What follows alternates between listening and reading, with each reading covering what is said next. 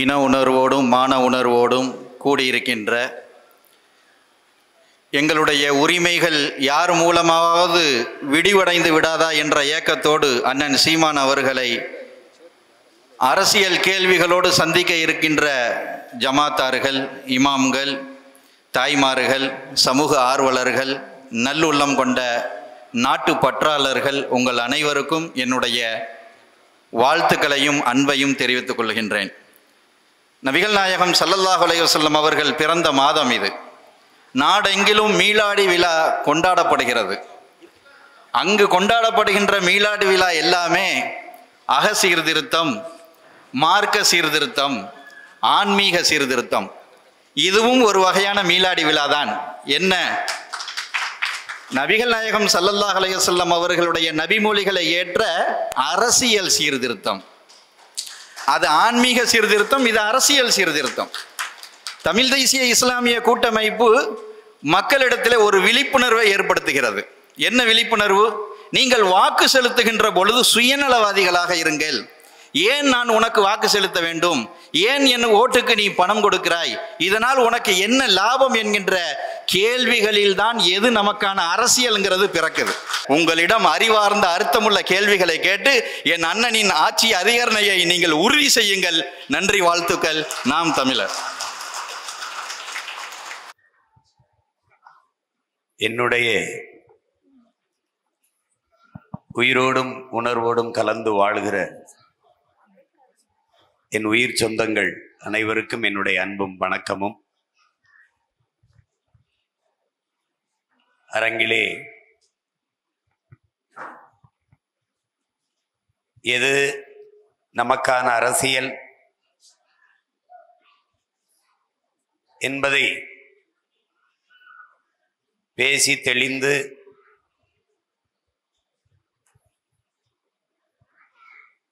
முடிவெடுப்பதற்காக என் இனச்சொந்தங்கள் எல்லோரும் இங்கே கூடி அமர்ந்து இருக்கிறோம். மதிப்புமிக்க பெருமக்கள், இமாம்கள், என்னரும் இஸ்லாமிய சொந்தங்கள், இந்த நிகழ்வை ஏற்பாடு செய்து நடத்தி கொண்டிருக்கிற என் அன்பு இளவல் சைஃபுல்லா, என்னுடைய நிகழ்வை தொகுத்து வழங்கி கொண்டிருக்கிற என் ஆர்வி தம்பி, அருமை பெரியவர்கள் எல்லோருக்கும் என்னுடைய அன்பும் வணக்கமும். இன்று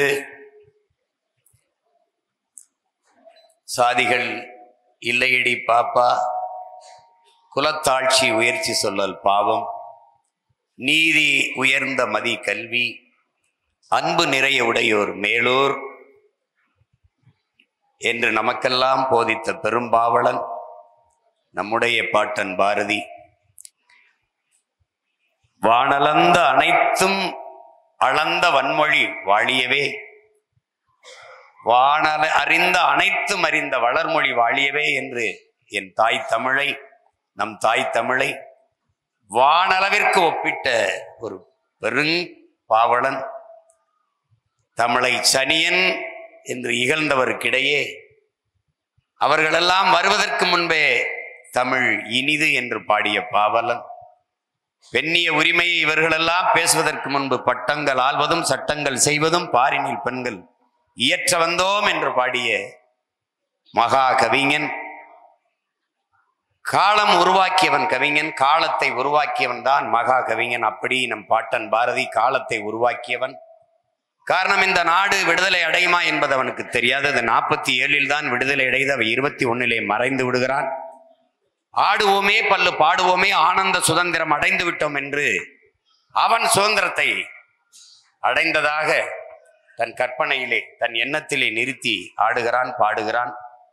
இது மாநிலங்களாக பிரிக்கப்படும் என்பது யாருக்குமே சிந்தனையில் கூட வந்திருக்காது. ஆனால் அவன் வந்தே மாதரம் என்போம், எங்கள் மாநிலத்தாயை வணங்குதும் என்போம் என்கிறான்.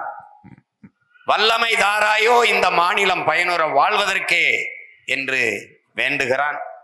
அவன் மாநிலத்தை பிரித்து பார்த்தான். தமிழ்நாடு என்று இவர்கள் பெயர் வைப்பார்கள் என்று அவனுக்கு இவர்கள் அதுக்கு பிறகுதான் அந்த எண்ண ஓட்டம், அந்த சிந்தனை. ஆனால் அவன் பாட்டுக்கு செந்தமிழ் நாடென்னும் போதினிலே என்று பாடுகிறான். தமிழ் திரு நாடு தன்னை பெற்ற தாய் என்று கும்பிடடி பாப்பா, அமிழ்தில் இனியதடி பாப்பா, நம்ம ஆன்றோர்கள் தேசமடி பாப்பா என்று பாடுகிறான். வள்ளுவன் தன்னை உலகினுக்கு தந்து வான்புகள் கொண்ட தமிழ்நாடு, நெஞ்சை அல்லும் சிலப்பதிகாரம் எனும் மணி ஆரம் படைத்த தமிழ்நாடு என்று கம்பன் பிறந்த தமிழ்நாடு, உயர் கல்வி சிறந்த தமிழ்நாடு, தமிழ்நாடு தமிழ்நாடு என்று தமிழ்நாடு மாநிலம் பிரித்து ஒரு தமிழ்நாடு என்று பெயர் வைக்கப்படும் என்று யாருமே எண்ணாத காலத்தில் பாடியவன் பெரும்பாவளன் பாட்டன் நம் பாரதி. அவனுடைய நினைவு நாள் இன்று. தமிழ் சமூகம் அவனை கடந்து விட்டது, மறந்து விட்டது. காரணம் அவன் பாப்பான். சாதிகள் இல்லையடி பாப்பா என்று பாடியவனை பாப்பான் என்று சொல்லி தந்தவர்கள் தான் இன்று நம்மை அரசாட்சி செய்து கொண்டிருக்கிறார்கள். அதற்கு பிறகு நம்முடைய தாத்தா சாதிய இழிவு, தீண்டாமை, கொடுமை இவைகளை ஒழிப்பதே தன்னுடைய கடமை என்று களத்திலே நின்று மாண்ட பெருந்தகை இமானுவேல் சேகரனார் அவருடைய நினைவை போற்றுகிற நாள். இந்த இருவரும் மக்களுக்கு தமிழ் இன பிள்ளைகள். பெருமையோடு எங்கள் புகழ் வணக்கத்தை செலுத்துகிறோம். இங்கே கூடியிருக்கிற உங்களுடைய கேள்விகளுக்கு இயன்றவரை நான் பதில் செய்கிறேன். உங்கள் கேள்விகளை கேட்கலாம். நன்றி. முதலாவதாக ஃபர்ஹானா சிக்கல், ஃபர்தா சம்பந்தப்பட்ட கேள்வி. அஸ்ஸலாமு அலைக்கும் வரஹ்மத்துல்லாஹி வபரகாத்துஹு. இப்ப இஸ்லாமியோட பெண்களோட கேடயமா பயன்படுத்தக்கூடிய ஃபர்தாவை பள்ளி கல்லூரிகளுக்கு நாங்க அணிஞ்சிட்டு செல்றோம். அதை ஒரு சில கல்லூரிகள்ல அனுமதிக்கிறாங்க, ஒரு சில கல்லூரிகள்ல மறுத்துடுறாங்க. இப்ப இதுவரை ஆட்சி செஞ்ச திமுக அதிமுக ஆட்சிகள்ல அது சம்பந்தமா இதுவரைக்கும் எந்த உத்தரவாதமே கொடுக்கல. சப்போஸ் உங்களுடைய ஆட்சி வரும்போது நீங்க அதுக்கான செயல்பாடு எப்படி இருக்கும்? இந்த பர்தா அணிந்து செல்வதற்கு பல மாநிலங்கள்ல பிரச்சனை வரும்போது, இங்கேயுமே பல மாவட்டங்கள்ல பிரச்சனை வருகிற போது அதற்காக எதிர்த்து கடுமையாக போராடிய ஒரு கட்சி நாம் தமிழர் கட்சி. அதுக்காக பெருசா நான் பேசியிருக்கேன். அதை நீங்க காணொலிகள் வாயிலாக எல்லாத்திற்குமே ஆவணங்கள் இருக்கு. நான் இவ்வளவு தூரம் அறிக்கை விட்டு சண்டை இங்கே ஒரு மார்க்கத்தை ஏற்பது, ஒரு சமயத்தை ஏற்றுக்கொள்வது, ஒரு உணவு, உடை, வழிபாடு, இதெல்லாம் ஒவ்வொரு சுதந்திரம், ஒவ்வொரு மாநிலனின் உரிமை. இந்த மாதிரி உடை அணியணும், இந்த உடையைத்தான் அணிந்து கொண்டு வர வேண்டும் என்று சொல்லலாம். அந்த நேரத்தில் நான் கேட்டேன், எங்கள் பிள்ளைகள் பறந்து வருவது அது வெளியே கழட்டை வைக்கணும், எல்லாரும் ஒரே மாதிரின்னா பிராமண மாணவர்கள் பூணூர் அழிந்து வருவதை நீங்கள் வெளியில கழட்டி வச்சுட்டு வர சொல்லுவீர்களா என்று கேட்டேன். அவர்கள் திருநீர் அணிந்து வருகிறார்கள், எல்லாம் அணிந்து வருகிறார்கள். அப்போது நான் எழுப்பிய கேள்வி இவர்களிடத்தில் பதிலில்லாத போன ஒன்று, சீக்கியர்கள் தாடியோடும் தலைப்பாகையோடும் வருவதை அது மத அடையாளம் தானே, அதை கலட்டி வைத்து விட்டு வர வேண்டும் என்று சொல்வது ஆட்சியாளர்கள் யாருக்காவது துணிவு இருக்குதா என்று கேட்டேன். அதோட தான் அந்த பிரச்சனை முற்று பெற்றது. உங்களுக்கு புரியுதா? ஒரே நாடு ஒரே சட்டம் என்பதை துணிந்து நான் எதிர்க்க காரணம், என்னோடு சீக்கியர்கள் எப்போதும் துணை நிற்பார்கள் என்றுதான். ஒரே நாடு ஒரு சட்டம் ஒரே உடையெல்லாம் இங்க செல்லாது, அது செல்லாது. அவன் ஒருபோதும் இராணுவத்திலேயே அவன் தலைப்பாக அணிந்து கொள்ளலாம், தாடி எடுக்காமல் இருக்கலாம். நாம தாடி எடுக்கணும், ஒட்ட முடி வெட்டணும், உங்களுக்கு தெரியும். அவன் எடுக்க மாட்டான், தாடி எடுக்க முடியாது. அவன் விண்ணூர்தி நிலையத்திலே கத்தியோட பயணிக்கலாம். பாராளுமன்றத்துக்குள்ளே கத்தியோட போன தலைவர்கள்லாம் எனக்கு ரொம்ப நெருக்கம். ரஞ்சித் சிங் மான் எல்லாம் எனக்கு ரொம்ப நெருக்கம், போக முடியல. அதனால் நீங்க நம்முடைய ஆட்சி என்பது முழு சுதந்திரத்தோடு நாம் வாழ்வதற்குத்தான். நீங்க அதை பத்தி கவலையே விடாது. இந்த மகன் அரியணைக்கு போவது என்பதே, அதிகாரத்துக்கு போவது என்பதே, என் தங்கை என் தாய் அவர்கள் சுதந்திரமா உடை உடுத்திக் கொள்ள, பரத அணிந்து கொள்ள, அதுக்காக தான். இதெல்லாம் ஒரு பிரச்சனையே இருக்கும்னு நீங்க கடவுளே நினைக்காதீங்க. சாதாரணமா அது சரி பண்ணும். நீங்க பரத அணிந்து போங்க, எவன் கேட்கிறான்னு போங்க, எவனும் கேட்க மாட்டான். வேற ஏதாவது? அடுத்ததாக ஃபஹத் அவர்கள், கீழக்கரை. அஸ்ஸலாமு அலைக்கும். வலைக்கும் அஸ்ஸலாம். பெரும்பான்மையான இஸ்லாமியர்கள் நாம் தமிழர் கட்சியை எதிர்ப்பதற்கான காரணம் என்னவா இருக்கும்னு நீங்க நினைக்கிறீங்க? அவர்கள் எதிர்க்கிறதுக்கு ஒரு காரணம் இல்லை. ஏன்னா நான் அவங்களுடைய பிள்ளை, அங்கிருந்தா வர்றேன். கற்பிக்கப்பட்டது, அது அடையாளம் காட்டப்பட்டது ஆபத்து. எப்படின்னா, ஒரு எளிய பின்னணியிலிருந்து ஒரு மகன் வர்றான். அவன் இந்தியன் திராவிடம் ரெண்டுக்கு எதிராக வர்றான். ஒரு இனச்சாவிலிருந்து, ஒரு இன அழிப்பிலிருந்து வெகுண்டு எழுந்து வர்றான். அவன் வெறியோடு வர்றான். அவனை எப்படி எதிர்கொள்றதுன்னு நான் எழுப்பிய கேள்விகளுக்கு யாருக்கிட்டையுமே இங்க பதில் இல்லை. அப்ப நான் தேர்தலை 2016ஆம் ஆண்டு தான் சந்திக்கிறேன், 10ல் தொடங்கி. அப்ப வரும்போது இவனை எப்படி சமாளிக்கிறதுனா, இங்கே அதிகாரத்தில் இருந்த கட்சி அது திராவிட முன்னேற்ற கழகம். அதை எதிர்த்து தான் எனக்கு சண்டை. அவங்க ஆட்சியில தான் நான் அதிகமா போரிட்டு 1.5 ஆண்டுகள் சிறைக்கு போனது உங்களுக்கு தெரியும். அது பாத்தீங்கன்னா இருக்கு. ஏன்னா என் இனத்தை கொன்னது காங்கிரஸ், கூட நின்னது திமுகங்கிறதுல எனக்கு அசைக்க முடியாத, நானே அதுக்கு சான்று. அதுல ஒன்றும் இது அவர் சொன்னார் இவர் சொன்னார்லாம் இல்லை, நானே ரத்த சாட்சியாயிருக்கேன். அப்ப அந்த இடத்துல நான் எதிர்த்து அவர் பலமுறை என் குரலை நசுக்கிறதுக்கு வழி இல்லாம சிறையில போட்டு இது பண்ணார். நான் அடங்கலை. வேற வழி இல்லாம இனி வழியே இல்லை என்று இருந்த என் இடத்துக்கு நாமளே வழியா மாறுவோம்னு ஒரு அரசியல் கட்சியை தொடங்கும். அப்ப ஒரே ஒரு விடுதலை தான் இருக்கு, அழித்து ஒழிக்கப்பட்ட இன மக்களுக்கு, உரிமை இழந்து அடிமையாக நிற்கிற மக்களுக்கு. அது அரசியல் விடுதலை தான். அப்ப எனக்கான அரசியலை நானே செய்வதுன்னு முடிவெடுத்தேன். என் தம்பி முடிவெடுத்தான், ஐயா முடிவெடுத்தார், என் தம்பிகள் முடிவெடுத்தான், எல்லாம் இணைஞ்சோம். எங்களுக்கு ஒன்று இருக்கு, எங்களை பிளந்து பிரிப்பது எது என்கிற அரசியல் வரலாற்று அறிவே எங்களுக்கு இருக்கு. அப்ப எங்களை பிளந்து பிரிப்பது சாதி மத உணர்ச்சிகள் தான் எங்களை பிரிச்சு தன்னின பகையா நாங்க தாழ்ந்து விழுந்தோம். இந்து என்று இருக்கும்போது இஸ்லாமிய தமிழன் இந்து தமிழனுக்கு வாக்கு செலுத்துவதில்லை, இஸ்லாமிய தமிழனுக்கு இந்து தமிழன் செலுத்துவதில்லை, 2 தமிழனுக்கும் கிறிஸ்தவ தமிழன் செலுத்துவதில்லை. இதனால இதுல எந்த தமிழனும் வெல்வதில்லை, எழுவதில்லை, வாழ்வதில்லை. அங்கே சாதி தேவேந்திரருக்கு தேவரோ, தேவருக்கு தேவேந்திரரோ வாக்கு செலுத்துவதில்லை. இதனால் தமிழ் தேசிய இன மக்கள் அரசியல் அதிகாரமற்ற அடிமைகளாகவே வாழ்கிற சூழல் இருக்குது. இதனால என்ன ஆயிருதுன்னா, இங்க தன்னின பகை என்று நமது முன்னோர்கள் குறிப்பிடுவார்கள். எதிரி எங்கும் இல்ல, புறப்பகை இல்ல, அகப்பகையால நாங்க வீழ்ந்துட்டோம், தன்னின பகை. இப்ப இதை வரலாற்றின் போக்கிலே கற்றறிந்த இந்த தலைமுறை பிள்ளைகள் இதை உடைக்கணும். அப்படிங்கும் போது எங்களுக்கு முன்னத்தியராக என் உயிர் அண்ணன் பழனிபாபா இருந்தார். அவர் என்ன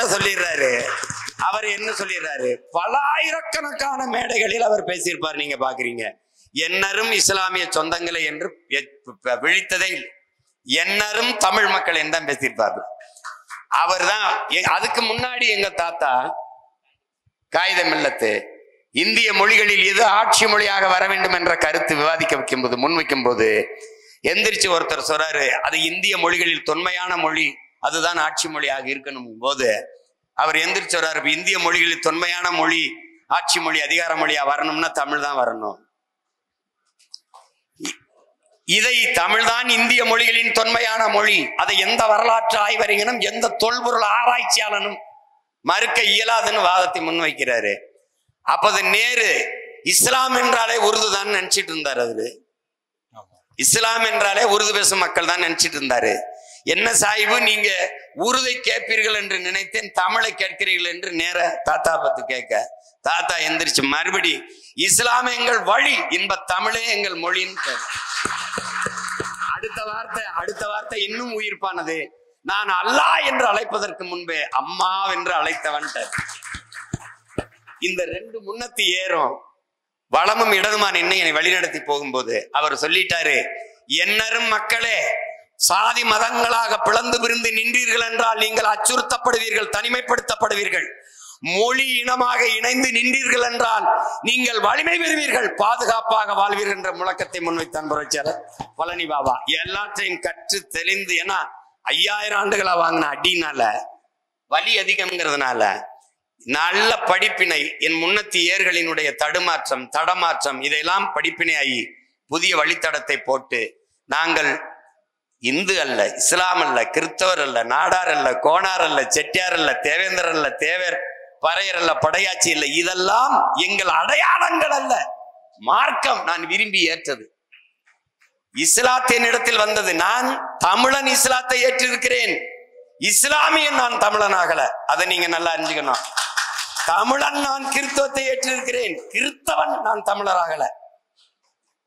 தமிழன் நான் இந்துவாக ஆக்கப்பட்டேன், ஆனால் நான் இந்து இல்ல. அதை நீங்க நல்லா விளங்கணும். இதான் வரலாறு. அப்ப நான் என்ன நினைக்கிறேன், இந்த தேவர் தேவேந்தர் எல்லாம் என் குடி அடையாளம். ஆனால் எல்லாவற்றையும் கடந்து எனக்கு பெருமை மிக்க இணை அடையாளம் இருக்கு, அது நாங்கள் தமிழர்கள் என்று. இப்போ நீங்க என் தம்பி சைஃபுல்லா இஸ்லாம், அவன் அமெரிக்கா போனா ஹூ ஆர் யூன்னு கேட்பான். அவனுக்கு தான் தெரிஞ்சிருச்சே இஸ்லாம்னு. நான் சொல்றது விளங்குதா? அவனுக்கு தான் தெரிஞ்சிருச்சே இஸ்லாம்னு. அப்ப நீ யாருன்னு கேட்கிறான்? நீ எந்த மொழியில் பதில் சொல்கிறாய் என்று பார்ப்பதற்கு. இவன் நான் தமிழன் என்றால் ஓ இவன் தமிழன். ஹூவாரி என்றால் நீ எந்த மொழியிலே பதில் சொல்கிறாய். ஐ ஆம் இங்கிலீஷ் தான், ஐ ஆம் நாட், ஐ ஆம் பிரிட்டிஷ் கிடையாது, ஐ ஆம் பிரிட்டிஷ் கிடையாது, ஐ ஆம் பிரெஞ்சு தான், ஐ ஆம் பிரான்ஸ் கிடையாது. நீங்களே சொல்லப்பட்டிருக்கு, குரான்லயே சொல்லப்பட்டிருக்கு. எனக்கு அவன் குரான் ஞானி, நான் இல்ல. அதனால அந்த சந்தேகத்தை என் தம்பியை சொல்லுவான். அப்ப அந்த இடத்துல நீங்களே பாருங்க, எழுதுங்கள் என் நெற்றியில்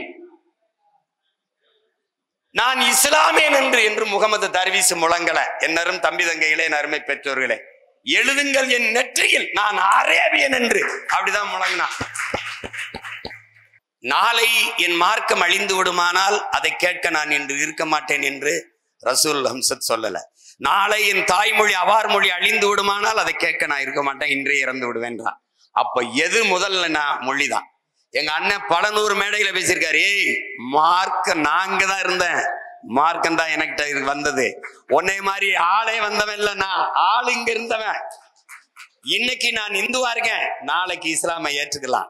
அப்படி மாறியவன் நம்ம காலத்திலே இருக்கான். சமகாலத்தில் நீ இதெல்லாம் எங்க தாத்தா பாட்டி காலத்துல மாறி இருக்கலாம். இப்ப கண்ணு முன்னாடி மாறி நான் அன்பு சகோதரன் ஏஆர் ரஹ்மான், சொந்த அக்கா மகன் ஜிவி பிரகாஷ் இந்து, அவர் இஸ்லாம். உங்களுக்கு புரியுதுன்னு எங்க அப்பா இளையராஜா இந்து, என் தம்பி யுவன் சங்கர் ராஜா இஸ்லாத்தை ஏற்றுக்கிறான். இத பேசுறதுனாலதான் நாம் தமிழர் கட்சி வலிக்குது, அவங்களுக்கு வலிக்குது. அதனால நான் என்ன கேள்வி கேட்டுட்டேன் அப்படின்னா, எங்க அப்பா பெரும்பான்மை, நான் இஸ்லாத்தை ஏற்றதுனால சிறுபான்மைனா ஏற்றா செருப்பா ஆடுறான்னு தோணுதா இல்லையா?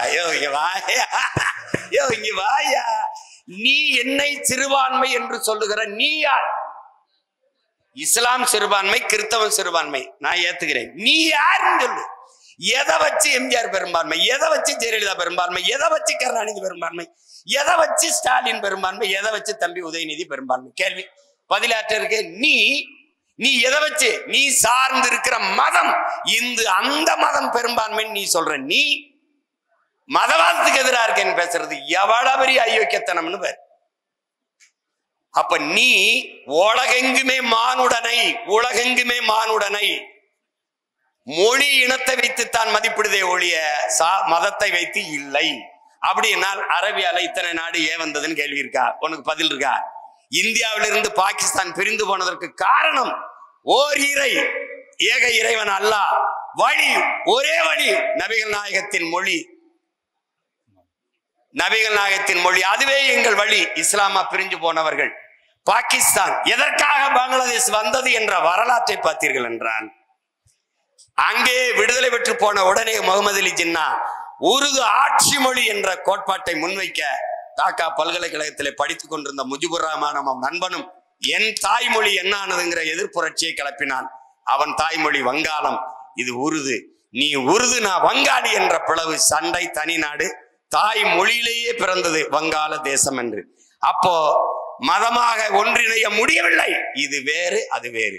அதனால் நீங்கள் இஸ்லாம் அரேபியர், இவர் இஸ்லாம் உருது, இவர் இஸ்லாம் சைனீஸில், சீனாலையும் இஸ்லாம் இருக்கான், எல்லா இதுலையும் கொரியா எங்க இருக்கான். ஆனால் மலேசியால மிலாய் பேசிக்கிட்டு இஸ்லாம் இருக்கான்.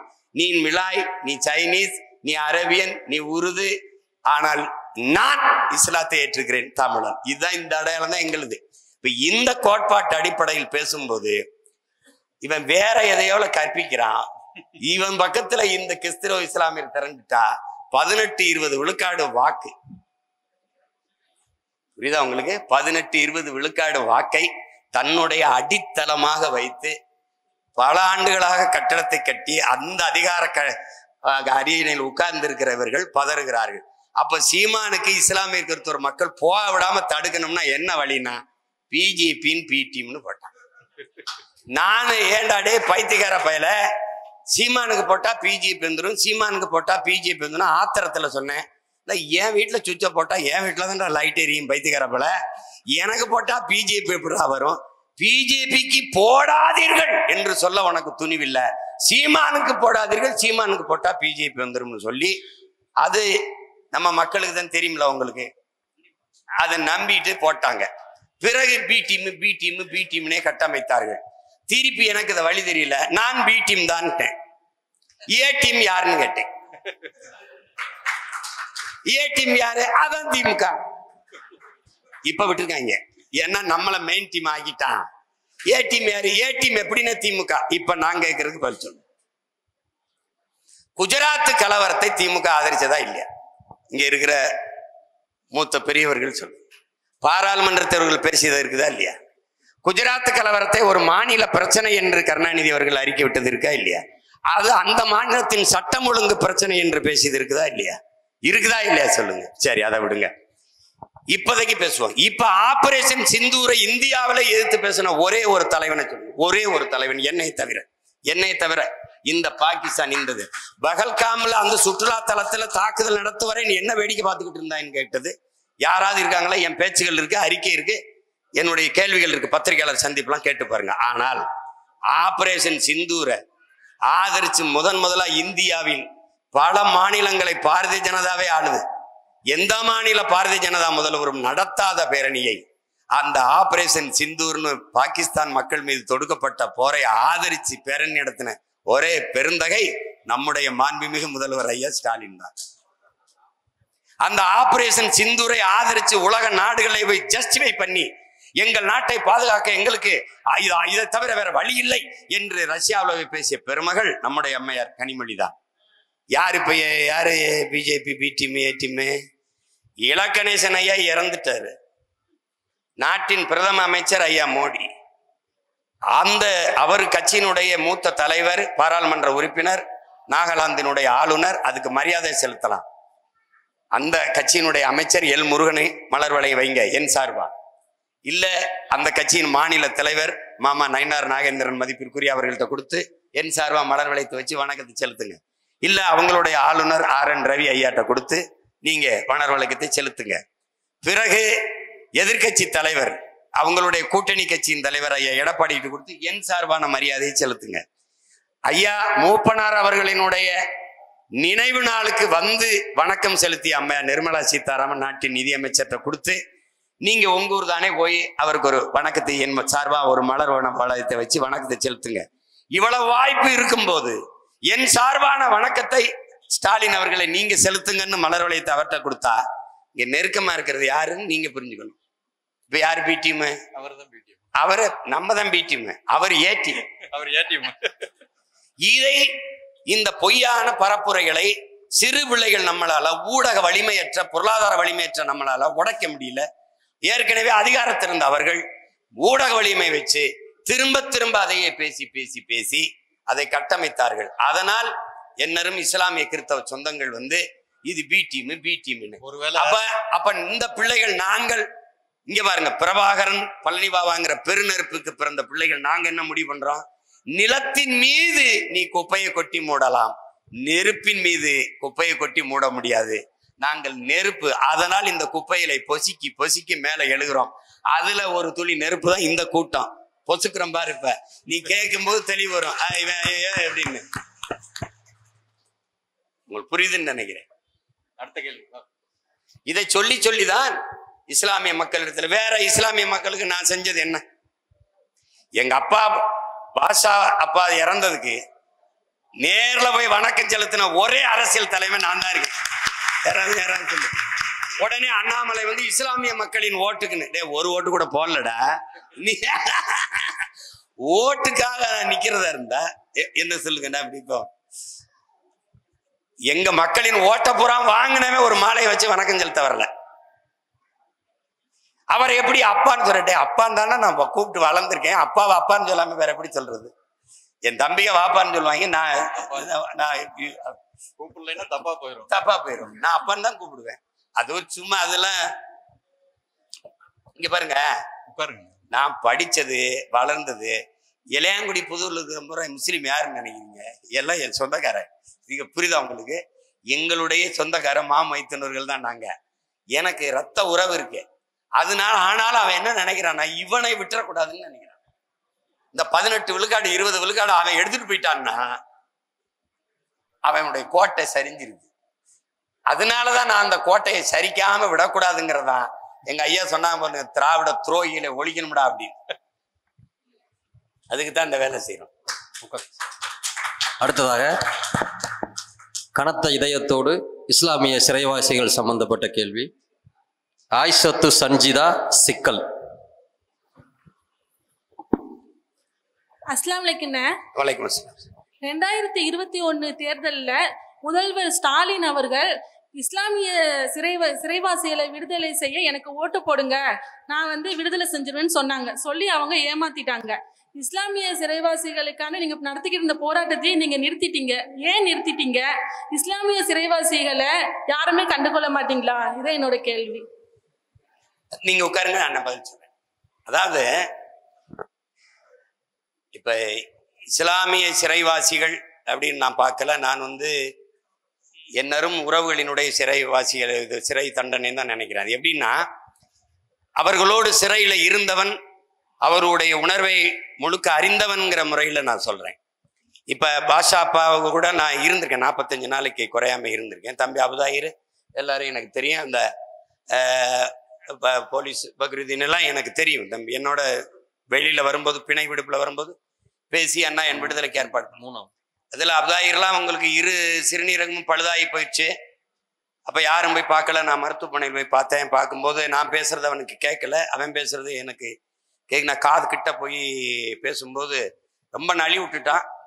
மருத்துவமனையில படுத்திருக்கிறத வீட்டுல படுக்க வைக்கலாம் அவனை. அப்பவும் அவங்க மரணம் வரைக்கும் அங்கேதான் வச்சிருந்தாங்க. எங்க அப்பா வந்து 80 வயசுக்கு மேல தொட்டுட்டாரு. பிணை விடுப்புல வரும்போது எனக்கு அடிப்பாரு. அழைச்சு ஐயான்னு தான் கூடுவார். ஐயா அப்பா சொல்லுங்கப்பா. டேய் 80 வயசுக்கு மேல ஆயிடுச்சுரா, இனிமே நான் என்னடா பண்ண போறேன்? எதையாவது பேசி என்னை வெளியிடு. கடைசி காலத்துல இந்த பேரம்பேத்தியில் இருந்துட்டு நான் அல்லாட்ட போறேன், எனக்கு தயவு செய்து நீ பேசு அப்படின்னு நான் பேசினேன். அப்ப இஸ்லாமிய சிறை கைதிகளுக்காக அவங்க அண்ணன் நான் தொடர்ச்சியா நாகப்பட்டினம், இந்த சென்னை, இப்படி பல இடங்கள்ல எடுத்து முன்னாடி போனேன். இப்படி போயிட்டே இருக்கும்போது அதுல அண்ணனுடைய கசப்பான அனுபவத்தை சொல்லணும்ல. ஒரு இஸ்லாமிய சொந்தங்களை கூட நான் ஏற்படுத்தி அந்த பெரிய எழுச்சி கூட்டத்துல பங்கேற்க விடல ஜமாத் பெரியவர்கள். அது காரணம் அதிகாரத்தில் இருந்த இவர், கூட்டணியில் இருந்த அவர்கள். அவர் விடுதலை செய்யலாம்னு இருக்காரு.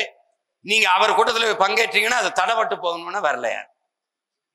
அதையும் மீறி நான் செஞ்சு வந்தேன். கடைசியா பாளையங்கோட்டையில மேலப்பாளையத்துக்கிட்ட இந்த கூட்டத்தை ஏற்பாடு செய்யும் போது என் கூட்டத்துக்கு தடை போட்டது இதே அரசு. அண்ணனுக்கு அங்க தடை போட்ட போது கொஞ்சம் பின்னடை வருது. அப்ப அவங்க என்ன சண்டை சொல்றாங்கன்னா, சீமானுக்கு இஸ்லாமிய சிறை கைதிகள் விடுதலை கேட்கிற கூட்டத்துக்கு கொடுத்தால் RSS எங்களுக்கும் கொடுங்கன்னு கேக்குதுன்னு எனக்கு காரணம் சொன்னாங்க. நான் சொன்னேன், நீங்க அவங்களுக்கும் கொடுங்க. நான் விடுதலை செய்ய சொல்லி போராடும் போது அவங்க விடுதலை செய்ய கூடாதுன்னு சொல்றதை சொல்லி போராடிட்டோம். காரணம் யார் காரணம் ஏற்புடையதா இருக்கோ விடுதலை செய்யுங்கன்னு சொல்லியும் கேட்டேன். அப்பவும் எனக்கு தரல. சரி, அப்ப ஒரு வழி இல்லாம தான் நான் என்ன பண்ணேன், இது சரியா வரலன்னு ஒரு ஆவண படம் தயாரிச்சுக்கிட்டு இருக்கேன். இப்ப இந்த பாடல்கள்லாம் இருக்கு, என் நம்பிக்கைலாம் அனுப்பி வைக்கிறேன். அதை எடுத்துட்டேன். கொஞ்சம் 2-3 இஸ்லாமிய குடும்பம் நம்ம சொந்தங்கள்ல கோவையில பேட்டி கொடுக்க தயங்கிட்டாங்க, சிறைக்குள்ள இருந்து.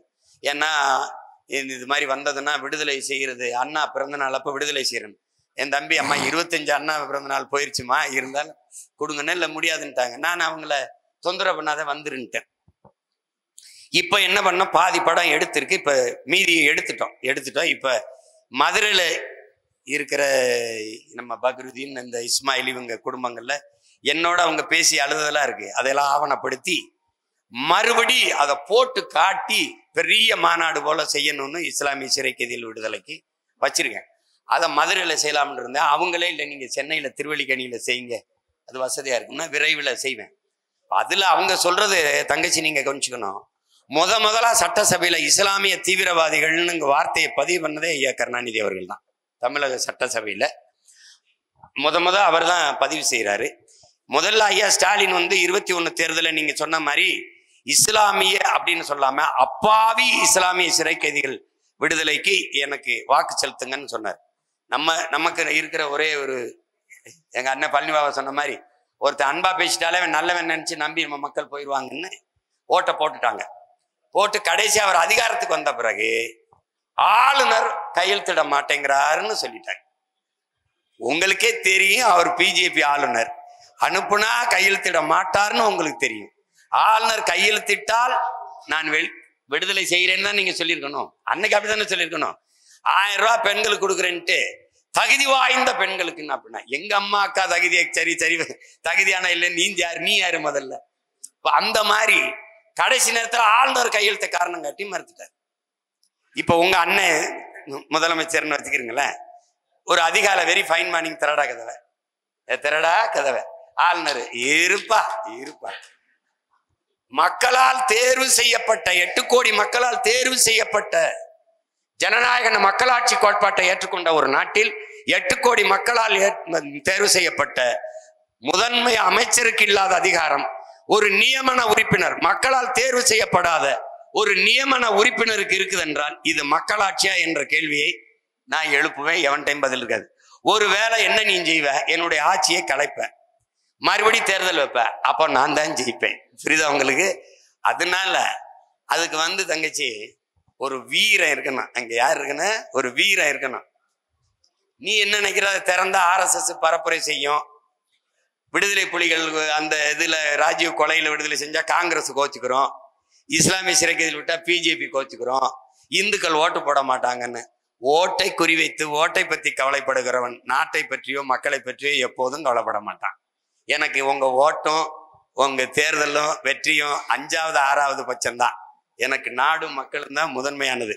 இப்ப கூட நான் இவ்வளவு பேசுறது நீங்க எனக்கு ஓட்டு போட்டுருவீங்கன்னு இல்லை, என் பிறவி கடமை, அதை செய்யணுங்கிறதுக்காக தான் செய்கிறேன். அப்போ உறுதியா நீங்க நம்புங்க.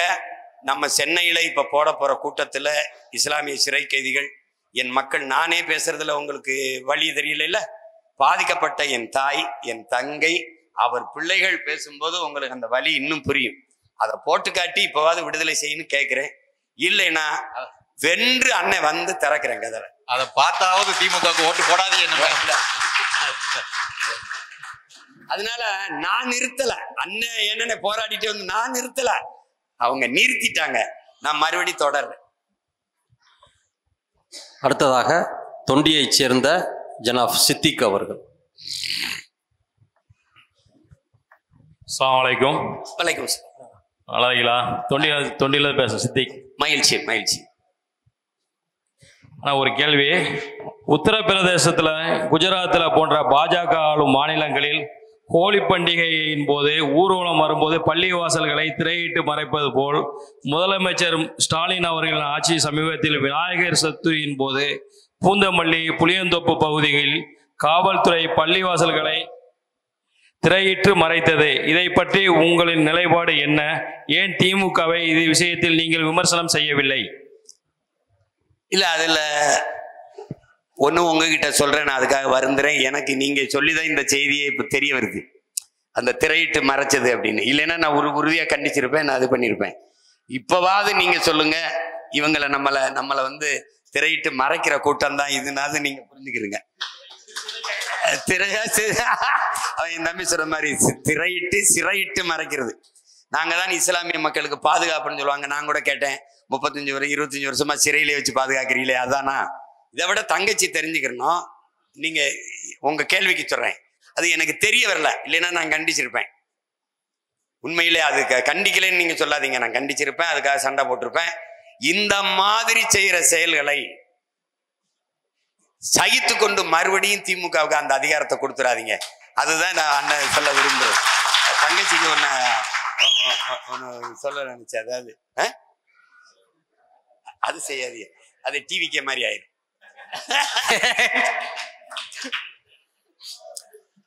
அடுத்ததாக இருங்க ஒரே ஒரு கேள்வி தங்கச்சிக்கு விளக்கம் சொல்லி. அது என்னன்னா, 3 இஸ்லாமிய சிறை கைதிகள் உடல் நலிவுற்று உச்ச நீதிமன்றத்துல போய் முன் விடுதலை கேட்டு வழக்கு தாக்கல் செஞ்சாங்க.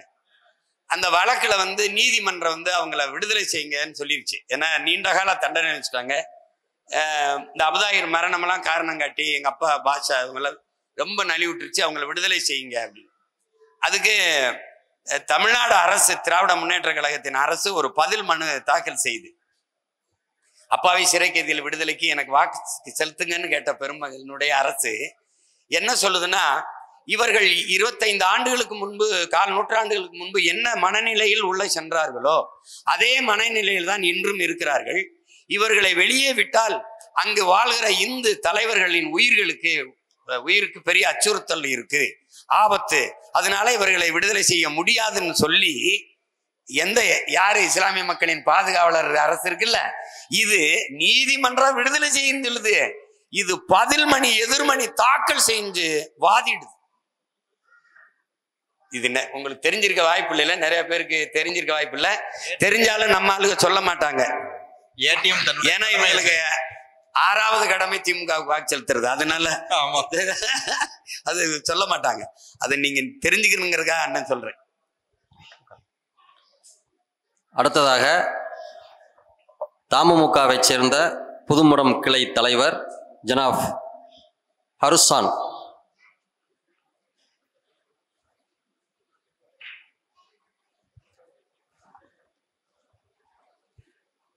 அஸ்ஸலாமு அலைக்கும். வலைக்கும் அஸ்ஸலாம். நீங்கள் வருங்காலத்தில் பிஜேபியுடன் கூட்டு வைப்பீர்களா இல்லையா? வருங்காலம் இன்னும் எங்க வருங்காலம், இத்தனை காலம். அதாவது எங்களுடைய கோட்பாடு 2010ஆம் ஆண்டு, நான் ரொம்ப அப்போ 15 ஆண்டு ஆயிடுச்சுல்ல, 15 ஆண்டு ஆயிடுச்சு. 15 ஆண்டுக்கு முன்னாடி மதுரையில் நான் இந்த இயக்கத்தை அரசியல் இயக்கமாக மாற்றும் போது நான் பேசியது இருக்கு. எந்த காலத்திலும் இந்திய கட்சிகள் திராவிட கட்சிகளோடு தேர்தல் கூட்டணி அரசியல் உடன்பாடு கிடையாதுன்னு. அதுல இதுவரை ஒரு துளியும் பிசகாம இருக்கேன். நீங்க இங்க பாருங்க, நான் ரொம்ப ஏழ்மை வறுமையில பக்கத்தில் இருக்கிற சிற்றூர்களில் பிறந்து போன மகன். பெரிய பொருளாதாரத்துல மேம்பட்ட ஒரு குடியில பிறந்தவன் இல்ல, எந்த பின்புலமும் இல்லை. இன்னைக்கும் சென்னையில வாடகை வீட்டுல தான் நான் குடியிருக்கேன். ஆனா நீங்க பாத்தீங்கன்னா 500 கோடி துணை முதல்வர், வீட்டுக்கு 1000 கோடி, கட்சிக்கு 1000 கோடி, உனக்கு மத்தியில நீங்க சொல்ற ஆளுக்கு பதவி, இங்கே நீயே முதலமைச்சர், இப்படிலாம் காதுல லிட்டர் கணக்கா தேன் ஊத்துறதுலாம் இருக்கு. அதெல்லாம் மயங்காம தான் இருக்கேன். எனக்கு உன் கோடியை நீ வச்சுக்க, நான் தெருக்கோடியில கூட நிக்கிறேன், ஆனா இந்த கோட்பாட்டோட தான் நிப்பேன்ட்டு. எந்த காலத்திலையும் இப்பவும் சொல்றேன், எப்பவும் சொல்றேன், எனக்கு காங்கிரஸ் என் இனத்தின் பகைவன், என் இனத்தை கொன்ற வரலாற்று பகைவன். பாரதிய ஜனதா மனித குலத்தின் பகைவன். திராவிட கட்சிகள் என் நிலத்தின் தீய அரசியலின் தோற்றுவாய். இந்த நிலத்தில் இருக்கிற கேடுகட்ட, கேவலங்கட்ட, அநாகரிகமான, இந்த ஊழல் லஞ்சத்தில் ஊறி திளைத்த இந்த கேடுகட்ட அரசியலின் தொடக்கமே இந்த திராவிட தான். அண்ணா அவர்கள் வரைக்கும் சரியா இருக்கு. அவர் இறந்து என்னைக்கு முதலமைச்சரா அந்த இடத்துல நான் சொன்னேன், அண்ணா அவர்களின் மறைவுக்கு பிறகு நெடுஞ்செழியனிடம் இந்த அதிகாரம் போகாமல் ஒரு கொடுஞ்சனியனிடம் போனதுனாலதான் இந்த பிரச்சனை. அதுல இருந்தான் பிரச்சனை. எந்த காலத்திலையும் உடன்பாடு கிடையாது. இல்லைனால் என் சின்னத்தை எடுத்துக்கொண்டு போயிச்சு மிரட்டி கூட நான் சமரசம் செஞ்சு போல. உங்களுக்கு புரியும் நினைக்கிறேன். இப்ப தனிச்சு நின்று வென்று அங்கீகரிக்கப்பட்டு அதை விட மேலான விவசாய சின்னத்தை வாங்கிட்டு வந்தா இப்ப போட்டி போட போறேன். இந்த தேர்தலில் எவனாவது தனிச்சு போட்டிடுறான்னு சொல்றானா பாருங்க. யாராவது சொல்றாங்க திமுக போடுதா, அதிமுக போடுதா, இல்லை எனக்கு பின்னாடி இப்ப வந்திருக்கான என் தம்பி விஜய், அவனாவது இல்லை நான் 234 தனித்து அப்படின்னு பண்றான். கூட்டணிக்கு யாராவது வாங்க. சண்டையில தான், சாப்பாட்டுல தான் கூட்டு பொரியல். எனக்கு சண்டையில நான் தனிச்சு தான் போடுவேன். ஒரு தலைவன் என்பவன் தன் மக்களை முழுமையாக நேசிக்கணும், நம்பணும். நான் முழுமையாக நேசிக்கிறேன், நம்புறேன். அதனால நான் என் மக்களிடமிருந்து மக்களுக்காக வந்தவன். என் மக்களுக்காக தனிச்சு தான் போட்டிடுவேன். இந்த நாட்டில் எல்லோரும் என்னை சின்ன கட்சின்னு நினைக்கிறாங்க. சீமானா அது ஒரு சின்ன கட்சி. நான் தான் இந்தியாவிலேயே பெரிய கட்சி. 234 தனிச்சு போட்டியிடுகிற கட்சி. இங்க பெரிய கட்சின்னு சொல்லி கொண்டிருக்கிற உதயசூரியன் சின்னம் 234 பெட்டியிலே இருக்காது. ரெட்டலைங்கிற சின்னம் 234 பெட்டியிலே இருக்காது. தாமரை 234 பெட்டியில இருக்காது. கை சின்னம் இருக்காது. ஒரே ஒரு சின்னம் மட்டும்தான் 234 பெட்டியிலையும் இருக்கும். அது எங்க சின்னம் மட்டும்தான் இருக்கும். இதுல இதுவரைக்கும் என் சின்னத்தை 7வது பெட்டியில வைப்பானா, 4வது பெட்டியில வைப்பானா, 8வது பெட்டியில வைப்பானான்னு தெரியாது. இப்ப அவனால வழியே கிடையாது. முதல் பெட்டியில என் சின்னத்தை வச்சே தீரணும். தேர்தல் ஆணையர் என் தம்பியை சொல்லிருப்பாங்க, தேர்தல் ஆணையர் நாம் தமிழர் கட்சிக்கான சந்திப்பு தலைமை தேர்தல் ஆணையரே வந்துட்டாராம். வந்துட்டு எங்க சீமான் வரலையான்னு கேட்டிருக்காப்ல. இல்ல அவர் வரல. அப்படியா, நான் அவரோட ஒரு காஃப் சாப்பிடலான்னு ஆசைப்பட்டேன் அப்படின்னு நான் முன்னெடுத்த மாடுகளின் மாநாடு, மரங்களின் மாநாடு எல்லாம் அவரு ரொம்ப வாழ்த்தி பேசிட்டு அவரு ஒரே சுற்றுப்பயணத்திற்கு டூர்ல இருக்காருன்னு, எங்களை பார்க்க ஒரு டூரை போடக்கூடாதா அப்படின்னு நான் போகணும்னு இருக்கேன். இப்ப போவேன். ஏன்னா அந்த அளவிற்கு நம்ம போராடி இப்ப ஒரு இடத்துக்கு வந்திருக்கோம். இப்ப நான் தோற்று போயிட்டேன், ஒரு தடவை வெல்லல. அதனால ஏதாவது பாதிப்பு இருக்குன்னு நினைக்கிறீங்களா? இங்க ஏர்போர்ட் வருது, எங்க வாழ்விடங்களை பறிக்கிறான், தடுன்னு எம்எல்ஏட்ட கொடுக்கல, அமைச்சர்கிட்ட கொடுக்கல, எம்பிட்ட கொடுக்கல, எனக்கிட்ட தான் கொடுக்குறாங்க. கப்பல் கட்டும் துறைமுகம், துறைமுகம் கட்ட போறாரு காட்டுப்பள்ளியில தடு, பரந்தூர்ல ஏர்போர்ட் கட்ட போறான் தடு, பேனா வைக்க போறேங்கிறான் கடல்ல வந்து தடு, வீடை இடிக்க போறான் ஓடியா சீமான், டெல்லியில இடிச்சாலும் சீமானை கூப்பிடுன்றான், டெல்லியில இடிச்சாலும். அவ என்னன்னா இங்க பதவியில் இருக்கிறத விட இந்த பரிதவிக்கிற மக்களின் பக்கத்தில் இருக்க எனக்கு தான் பவர் அதிகம். அதான் நீங்க புரியுது. நீங்க நம்பிக்கையோட இருங்க, நான் வைக்க மாட்டேன். நீங்க எந்த காலத்துல நீங்க வைக்க மாட்டீங்கிறதுனால நான் உங்க கூட நிக்கிறேன்.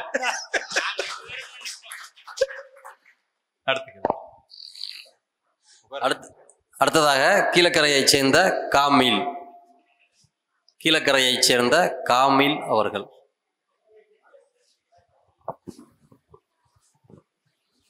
ஏக இறைவனின் சாந்தியும் சமாதானமும் இங்கே அனைவர் மீதும் உண்டாகட்டும். அதாவது முஸ்லீம்கள் வந்து சிறுபான்மையினர் என்று சொன்னால் செருப்பால் அடிப்பேன்னு சொல்கிறீங்க. 2019 தேர்தலில் வந்து 5 வேட்பாளர்கள் தான் முஸ்லீம் வேட்பாளர்கள். அது 2024 குறைச்சி 3 ஆக்கிட்டீங்க. அது அப்போ வந்து முஸ்லீம்கள் வந்து நாம் தமிழர் கட்சியில் வந்து சிறுபான்மையர் ஆக்கப்படுறாங்களா? இல்லையே, 3 வேட்பாளர் இல்லையே. நம்ம எத்தனை, நான் முதல்ல வந்து 5 வேட்பாளர்கள் 40 தொகுதியில் 5 வேட்பாளர் கொடுத்தோம். மறுபடியும் அதே 5 வேட்பாளர் கொடுத்தோம், குறைக்கல. 2026 இதோட நிலைப்பாடு எப்படி இருக்கும்? 2026 அதே தான். நான் முதல்ல 12 சீட்டு கொடுத்தோம், அதே தான் இப்பவும். நீ ஓட்டு போடுறதுக்காக நான் நிக்கல, என் பிறவி கடமை செய்யறதுக்காக தான் இருக்கேன். நீ போடு, போடாம போ. இப்ப கூட நான் உங்களுக்கு ஒண்ணு சொல்றேன் கேளுங்க. இப்ப எல்லாரும் கவனிச்சுக்கிறீங்க, என் தங்கச்சி அனீஸ் இருக்கால, இல்ல என் தம்பி இருக்கால, ஒரு தம்பி இருக்கான்னு வச்சுங்க.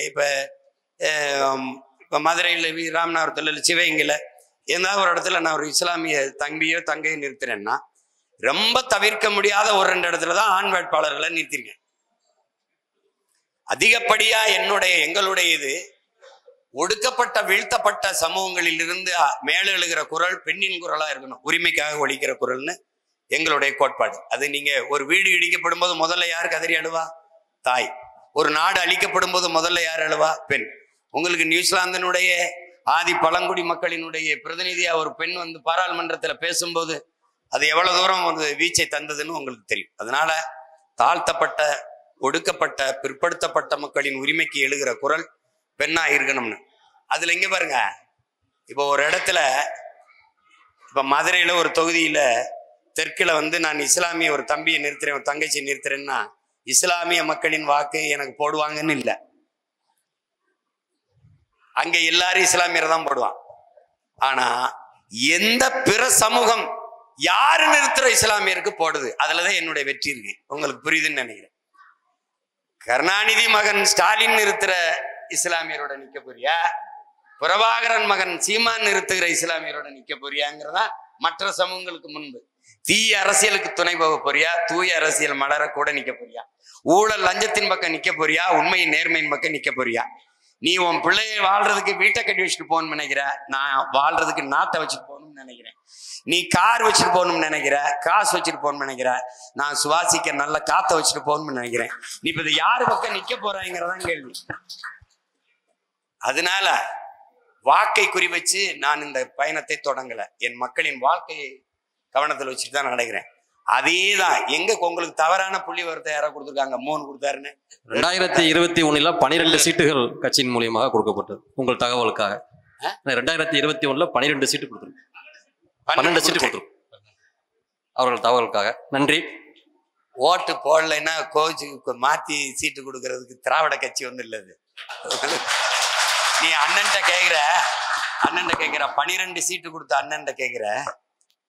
எல்லா இஸ்லாமிய ஒரு சின்ன தூண்டில போட்டு புழுவை மாட்டி மொத்தம் பெரிய மீனை பிடிக்கிற மாதிரி ஒரே 20 சீட்டு, மொத்தம் 40 சீட்டுல நம்ம 5 சீட்டு கொடுத்தோம் பாராளுமன்றத்துக்கு. 5 இஸ்லாமியருக்கு கொடுத்தோம்.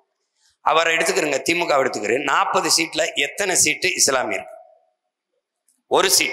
ஒரு சீட்டும் திமுக இருந்து கொடுக்கல. கூட்டணிக்கு இந்திய யூனியன் முஸ்லீம் லீக். நல்லா விளங்கிறியா? அது இல்ல அவருக்கு விளங்குதான். அந்த ஒரு சீட்டும் நவாஸ்கனி இருக்காங்கல்ல, அவர் திமுக உறுப்பினர். திமுகவுக்கு சீட்டு கொடுத்து அது இந்திய யூனியன் முஸ்லீம் லீக் கொடுத்த மாதிரி காட்டி உதயசூரியில் அதானே ஒரு சீட்டை போட்டு மொத்த ஓட்டையும் வாங்கிட்டு போன பெருந்தகை அவர் தான். இதுக்கு எப்படி உதாரணம் சொல்றது? ஒண்ணு இல்ல, வக்பு வாரிய சட்டம் அந்த சொத்து பிரிக்கிறதுக்கு நீங்க பேசுங்கன்னு என்கிட்ட சொல்றாப்புல அவரு. ஏங்க நீங்க தானுங்க, நீங்க பேசுங்க பின்னுறுதியில என்ன கொடுமை. அமைச்சர் நீங்க தான் பேசணும். அந்த மாதிரிதான் இருக்குது. முஸ்லீம் லீக் சார்பாக வேலூர் மாவட்டத்தில் காலம் தோன்று நிப்பாட்டப்பட்ட அந்த வக்பு வாரியத்துல அண்ணன் கேட்டதுக்கு தான் அவன் திணறான். அப்ப இந்த அறநிலைத்துறையில ஒரு 2 அது சரிபார்க்க 2 இஸ்லாமியரை பதவியில அமைத்தி ஆனவனதான் திணறிட்டான். புரியுது நினைக்கிறேன். பாரம்பரியமாக வேலூர் மாவட்டத்தில் முஸ்லீம் லீக்கின் சார்பாக நிறுத்தக்கூடிய ஒரு வேட்பாளரை ராமநாதபுரத்திற்கு மாற்றவிட்டு பிஜேபியின் நயினார் நாகேந்திரனை மோதி நீ ஜெயித்து வந்து பாருன்னு நம்மளை தெருவில் விட்ட கட்சி தான் திமுக. அடுத்ததாக யஹியா முகமது, தேரூர்வெளி ஜமாத் தலைவர். வலைக்கும் அஸ்ஸலாமு அலைக்கும். எனது பேர் யஹியா முகமது. எனது கேள்வி, தமிழ்நாட்டை தமிழர்கள் தான் ஆள வேண்டும் என்று சொல்லுகிறீர்கள். அப்படி என்றால் நமது அண்ணன் ஷஹீது பழனிபாபா அவர்கள் சொன்னது போல நீங்கள் ஆட்சிக்கு வந்தால் நமது தமிழ்நாட்டை தமிழ் சமூகங்கள் அனைவரும் சுழற்சி முறையில் ஆளுவீர்களா என்பதே எனது கேள்வி. அதுல என்ன சந்தேகம்? அது ஒண்ணும் இல்லை. இங்க பாருங்க, நம்ம அதிகாரம் நிறுவப்படும் போது நம்ம வசதிக்குத்தான் ஆட்சி முறை இருக்கும். இந்தியாவே நான் என்ன கேட்டுக்கிட்டு இருக்கேன் நீ அப்படின்னா, நீ 5 ஆண்டுக்கு ஒரு தேசிய இனத்திற்கு ஒரு மாநிலத்திற்கு அந்த உயர் அதிகாரத்தை கொடுன்னு கேட்கிறேன். அப்பதான் இது இந்தியா உண்மையான மக்களாட்சியா இருக்கும். இந்தியா ஒரே நாடா இருக்கும். இப்ப என்னன்னா, குஜராத்திலே 3 முறை ஒரே பிரதமர் ஒருத்தர் 3 முறை இருந்துட்டாரு பாருங்க குஜராத்ல. இப்ப நம்மளை பொறுத்த வரைக்கும் ஆந்திராவில் நரசிம்மராவ் இருந்துட்டாரு, கர்நாடகாவில் தேவேகவுடா இருந்துட்டார். நமக்கு சுத்தமா வாய்ப்பு இல்லை, கேரளாவில் சுத்தமா வாய்ப்பு இல்லை. எல்லா மாநிலங்கள்லையும் வட மாநிலங்கள்ல உத்தரப்பிரதேசம் இதுல இருக்கு. அப்போ ஒரு மாநிலத்திற்கு 5 ஆண்டு என்கிற முறையில் வரும்போது அந்தந்த மாநிலங்களுக்குரிய பிரதிநிதித்துவம் முன்னுரிமை கிடைச்சிட்டா இது என் நாடு, ஒரு நாள் இந்த தலைமை பதவிக்கு நான் வர முடியும் என்கிற நம்பிக்கை அவர்களுக்கு வரும். நீங்க கேட்கிற கேள்வியை அதே போல நாம இங்க இருக்கிற எல்லா சமூகங்களுக்கும் மாறி மாறி மாறி வாய்ப்பு கொடுத்து இது தமிழ் தேசிய மக்களின் நாடு, அவர்களுடைய ஆட்சி அதிகாரம் அப்படின்னு நம்ம உருவாக்குவோம். அதுல உங்களுக்கு ஐயம் வேண்டியது இல்லை. நாம் தமிழர் கட்சிக்கு வாய்ப்பு கொடுத்துட்டா அந்த வாய்ப்பு எல்லாருக்கும் வந்துடும். அது முக்கியம். அதுக்கு நாம ஜெயிக்கணும். அது ரொம்ப ஆமா. உங்களுடைய கேள்வியவே ஏற்கனவே அண்ணனிடத்தில் ஒரு பத்திரிகையாளர் கேட்டிருந்தார். அதற்கு திறந்த மனதோடு அண்ணன் பதில் கூறியிருந்தார்கள். இந்த நாட்டில் நான் இல்லாவிட்டால் என் அண்ணன் ஜவாஹிருல்லா, தமிம் அன்சாரி அவர்களைப் போல ஆள வேண்டுமே என்று உளமாற சொன்ன தகவலை உங்களுக்காக பதிவு செய்யும். அடுத்ததாக நூருதீன், முதுகுளத்தூர்.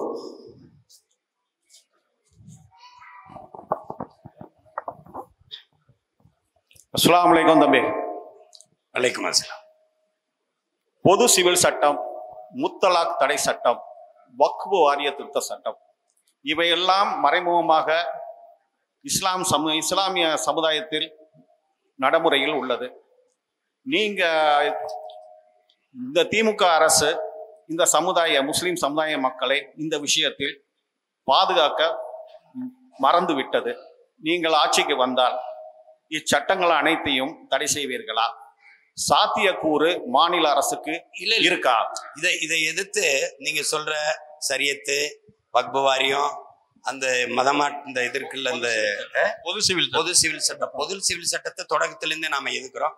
அதுல தங்கச்சிட்ட பதில் சொன்ன பாருங்க. நான் அது உறுதியா எனக்கு எந்த திமிர்ல சொல்றேன்னா, பொது சிவில் சட்டத்தை சீக்கியன்ற நிறைவேற்ற முடியாது. நான் சொன்னேன், என் சட்டையும் ஓன் சட்டையும் ஒன்னா இல்லை, என் சாப்பாடும் ஓன் சாப்பாடும் ஒன்றும் இல்லை. நீ சப்பாத்தையும் பச்சை மிளகாயும் வெங்காயத்தை வச்சு சாப்பிட்ற, நான் கறி மீன் இல்லாம, குறிப்பா மாட்டுக்கறி இல்லாம எனக்கு சோறு இறங்காது அப்படின்னு பேசினேன். அதனால அதெல்லாம் சும்மா சொல்லுவான், பொது சிவில் சட்டம், ஒரே நாடு ஒரே தேர்தல், அப்ப இழுவில் இருக்குல்ல அப்படின்னு. ஆனால் அந்த சரி சட்டத்தை எதிர்த்து பெரிய அளவுக்கு சண்டை போட்டேன் நான். அதுல பெண்களுக்கான முழு பாதுகாப்பை நபிகள் நாயகம் அந்த சட்டத்தையே நான் படிச்சு உலமாக்கள் ஏற்பாடு பண்ண கூட்டத்தில நான் எல்லா கூட்டத்திலையும் போய் பங்கேற்று பேசி இது பண்ணேன். அதே மாதிரி நீங்க வக்பு வாரிய சட்டம் இதையெல்லாம் இன்னைக்கு உங்க மகன் ஒரு சேவல், இந்த சேவல் கூண்டுக்குள்ள கூவுறதுனால சத்தம் கூட்டுக்குள்ளே கேட்குது, வெளியில வரல, கூரை மேல ஏறி கூவிட்டேன்னா இதெல்லாம் சரியாயிடும். அதுக்கு நீங்க என்ன பண்ணணும், என்னைய கூட்டுல இருந்து வெளியேற்றி விடுங்க, ஏணி வச்சு ஏறனா பறந்து கூரை மேல போய் உட்கார்ந்துக்கிறேன். ஏடா தம்பி, அப்புறம் நீங்க கேட்கறதெல்லாம் சாதாரணமா நிறைவேற்றுவோம், நீங்க கவலைப்படாது. அடுத்ததாக காதர் மொய்தீன் வழக்குரைஞர். காதர் மொய்தீன் புல்லங்குடியைச் சேர்ந்தவர், வழக்குரைஞர். வலைக்கும். அயோத்தியில பாபர் மசூதி அயோத்தியில பாபர் மசூதி இடிக்கப்பட்டது. அதுல அயோத்தி கோயில் எழுப்பப்பட்டது. இதுல அந்த நீதிமன்றத்தின் செயல்பாடு, அந்த செயல்பாட்டால் இஸ்லாமிய மக்களின் மனநிலை அது பற்றி உங்களுடைய அதுல நீங்க அந்த இடத்துல ஒரே ஒருத்தன் தான் நான் உறுதியா நின்று சண்டை போட்டேன். அப்ப அதிகாரமற்ற ஒரு எளிய மகனால அது ஏறல. என்னன்னா, ஒரே நேரத்துல நம்ம நிலைப்பாடு என்னன்னா, பாபர் மசூதி இடிப்பு என்பது அது RSS பிஜேபி செய்தது, இடிக்க அனுமதிச்சது என்பது காங்கிரஸ். முழு அதிகாரத்தோடு நரசிம்மராவ் அவர்கள் பதவியில் இருக்கும்போது, அன்னைக்கு ராணுவ அமைச்சர் சரத்பவார் இருக்கும்போது, இவர்கள் கரசேவைன்னு ஒண்ணு நடத்த அனுமதிச்சது. அந்த இடத்துக்கு போனால் இது நடக்கும் என்பது உளவுத்துறை அவங்களுக்கு ஏற்கனவே சொல்லியிருந்தது. ஒரு 4-5 கிலோமீட்டருக்கு இப்ப எங்களை உங்களுக்கெல்லாம் அது எல்லாரும் தெரிஞ்சுக்கிறது சொல்றேன். ஆளுநர் மாளிகை முற்றுகை போராட்டம் என்று நாங்கள் அறிவித்தால், ஆளுநர் மாளிகை இருக்கிற 1 கிலோமீட்டருக்கு முன்னாடியே எங்களை ஒரு தடுப்பணை போட்டு இங்க நின்று போராடிட்டு போங்க என்று சொல்லும். இலங்கை தூதரகம் முற்றுகை என்று சொன்னால் எங்களை அது இலங்கை தூதரகம் இருக்கிற 1/2 கிலோமீட்டருக்கு அங்க ஒரு தடுப்பை போட்டு அங்கே நின்று போராடிட்டு போங்க என்றுதான் சொல்வார்கள். ஆனால் அங்கே பாபர் மசூதி இருக்கிற இடத்துல ஒரு 1 கிலோமீட்டர் 2 கிலோமீட்டருக்கு முன்னாடியே கரசேவை அந்த பேரணியை நிறுத்தி தடுத்திருக்க முடியும். அன்றைய ஆட்சியாளர்களால் வலிமை மிக்க இராணுவம் இருக்கு, சுத்தி நிறுத்தி தடுத்திருக்கலாம். ஆனால் மேலே ஏறி இடிக்கிற வரை அனுமதித்தது காங்கிரஸ். அதனாலதான் இது ரெண்டுக்கும் வேறுபாடு இல்லைன்னு நாம சொல்றோம். அன்னையிலிருந்து பாபர் மசூதி இடிப்புக்கு எதிர்த்து போறோம். அன்னைக்கு நம்ம தனித்த இயக்கம் இல்ல, திராவிடர் கழகங்களோடு நான் இயங்கி இருந்த காலங்கள் இருந்தே அப்ப சண்டை போட்டோம். இந்த இடிப்புக்கு பிறகு தீர்ப்பு வரும்போது எல்லா கட்சிகளும் தீர்ப்பு எப்படி வருதோ அப்படியே ஏற்க வேண்டும் என்று சொன்னதான் இருக்கு. நான் இதை சொல்றேன், நீங்க அதுக்கு சான்று இருக்குது, காணொலி ஆவணம் இருக்கு, அறிக்கைகள் இருக்கு, நீங்க தேடி பார்க்கலாம். இல்ல தம்பியில உங்களுக்கு அனுப்ப சொல்றேன். நான் ஒருவன் தான் சொன்னேன், நீ அப்படியே ஏற்கணும்னு இங்க இருக்கிற திராவிட கட்சி தலைவர்கள், அருமை சகோதரர் ராகுல் காந்தி எல்லாரும் சொன்னார்கள். இல்லை என்றால் ரத்த ஆறு ஓடும் என்று சொன்னார்கள். சொன்னது இருக்கு, ரத்த ஆறு ஓடும் சொன்னது. நான் ஒருத்தன் தான் சொல்றேன், நீ ரத்த ஆறு ஓடட்டும், நாங்க செத்து கூட விழுகிறோம், தீர்ப்பு சொல்லாத, நீதியை சொல்லுன்னு சொன்ன ஒரே ஆள் நான் தான் இருக்கேன். நீங்க பாருங்க. அப்ப என்ன ஆயிடுச்சுன்னா, அங்கேயே அவர் சொல்றாப்ல, எங்களை எப்படி சொல்றாப்ல, இங்கே ராமர் எதெல்லாம் நான் சண்டை போட்டிருக்கேன்னு பாருங்க. இங்கே ராமர் பிறந்தது, வாழ்ந்தது, இறந்ததற்கான எந்த வரலாற்று ஆவணமோ சான்றுகளோ இல்லை, ஆனால் நம்பப்படுகிறது. அந்த நம்பிக்கையின் அடிப்படையில் தீர்ப்புங்கிறப்பல. அப்ப நான் என்ன சொன்னேன், நான் இந்த சரியத்துக்கள், இந்த இஸ்லாமிய அந்த முத்தலாக்கு இந்த சரியத்தெல்லாம் எப்படி ராமர் இங்க பிறந்தது வாழ்ந்ததுக்கு சான்றில்லை நம்பப்படுதுன்னு சொல்றேன், நம்பிக்கையின் அடிப்படையில் தீர்ப்புங்கிற. ஆனா அதுக்கு மட்டும் சட்டப்படி தீர்ப்புங்கிறியே, இது என்னன்னு கேட்ட ஒரே ஆள் நான் தான். அதுக்கு அறிக்கையெல்லாம் இருக்கு, காணொலி ஆவணம் இருக்கு. திருப்பி இவங்க என்ன பண்றாங்கன்னா, அது மனச்சான்று ஒண்ணு என்ன சொல்றாங்கன்னா, இந்த மனச்சான்றுபடி தூர்க்குன்னு நம்ம அப்சல் குருக்கு மனச்சான்று சொல்லுது. இந்த நாட்டு மக்களினுடைய மனச்சான்று சொல்லுது அப்சல் குருவை தூக்கிலிட சொல்லின்னு தீர்ப்பு எழுதுறாப்புல நீதிபதி. நான் கேட்ட தமிழ் தேசிய மக்களின் மனச்சான்று சொல்லுது சோனியா காந்தி என் இனத்தை கொண்டுட்டாங்கன்னு, தூக்கிலிடுன்னு சொல்லுது, தூக்கிலிடுவியான்னு கேட்டேன். இதை கேட்டிருக்கேன் பாருங்க. மனச்சான்று நம்பிக்கை இந்த அடிப்படையில் தீர்ப்பு கொடுக்கறதுக்காடா நீதிமன்றம்னு கேட்டேன். கேட்டவன் எளிய மகனால ஏறல. சீஃப் மினிஸ்டர் ஆஃப் தமிழ்நாடுன்னா திணறி இருப்பான். நம்மளுக்கு தான் மனச்சான்று இப்ப நிறைய சொல்லுது. யார போடுறது இதுலயே பாருங்க, ஆபரேஷன் சிந்தூர்ல சிந்து நதியை மணிக்கிறேன் டாப்ல வெறியாயிட்டேன். ஏய் இங்க வாப்பா, என் தாயின் மாறுல வர்ற பால் தாப்பா எனக்கு, பூமி தாயின் மாறு மலை மார்புல இருந்து வர்றது உலக உயிர்களுக்கு, அது உனக்கு எனக்கு சொந்தம் இல்ல. இந்த செயல்ல ஈடுபட்டவனுக்கும் அங்க இருக்கிற 30 கோடி மக்களுக்கும் சம்மந்தம் இல்ல. அவனுக்கு போற தண்ணியை மறிக்கிறேன்ற பைத்தியக்காரான்னு சண்டை போட்டேன். அது எல்லாம் என்ன இப்படி பேசுறாருன்னா, வட இந்தியால எல்லாம் என்ன ஊடகங்கள்லாம் ரொம்ப ஆதரிச்சு பேச்சு, இவர் கேட்கறது சரியா இருக்கே அப்படின்னு. அப்புறம் ஒன்றும் சரியா வரல. இதை எப்படா சரி பண்றேன்னா, அந்த தண்ணியை நிறுத்துறதை விடு, குடிக்காம குளிக்காம கூட ஒரு வாரம் இருந்துடலாம். இதை விட காத்து சுவாசிக்காம இருக்க முடியாது. இந்தியாவில இருந்து பாகிஸ்தானுக்கு போற காத்தை நிறுத்தி பெருந்தேன். அவரை தான் அவங்க செட்டில் ஆனாங்க. புரியுதா? அதனால இந்த வலியை என் மக்கள் ஒவ்வொரு நாளும் எப்படி டிசம்பர் 6 கருப்பு தினமாக, அதுவும் அண்ணல் அம்பேத்கருடைய நினைவு தினத்தை அன்னைக்கு, பிறந்த அன்னைக்கு, அதை அவருடைய புகழ் போற்றுகிற அன்னைக்கு இடிச்சது என்பது இந்த 2 நாளையும் கருப்பு தினமாக்கணுங்கிறது தான். உங்களுக்கு புரியுது அந்த நாளை? ஏன்னா அந்தப்ப வானூர்தி நிலையங்களில், தொடர்வண்டி நிலையங்களில், பேருந்து நிலையங்களில் நாடங்களும் நெருக்கடி கொடுத்து சோதனை என்ற பெயரில் வைத்து ஒரு பதட்டத்தை உருவாக்கணும்னு தான் அந்த நாளை குறித்து அவங்க செஞ்சாங்க. அதிலே என்னரும் இஸ்லாமிய சொந்தங்களின் இதயத்தில் எப்படி அந்த வலி இருக்குதோ அதே வலி எனக்கும் இருக்குங்கிறத நான் உங்களுக்கு பதிவு செய்யறேன். பிஜேபி ஒரு பள்ளிவாசல் இடிச்சிச்சு, திமுக புதூர்ல ஒரு பள்ளிவாசல் இடிச்சிச்சு. ஆமா, அதை யாரும் இந்த பேச, அது மதவாதம், இது மதவாதத்துக்கு எதிர்வாதம். நீ அவன் மண்டை உடைச்சிய, நானும் இவன் மண்டை உடைக்க, உனக்கு என்ன நான் சலிச்சவன? அடுத்து திணைக்குளத்தில் இருந்து முகமது யூனுஸ்.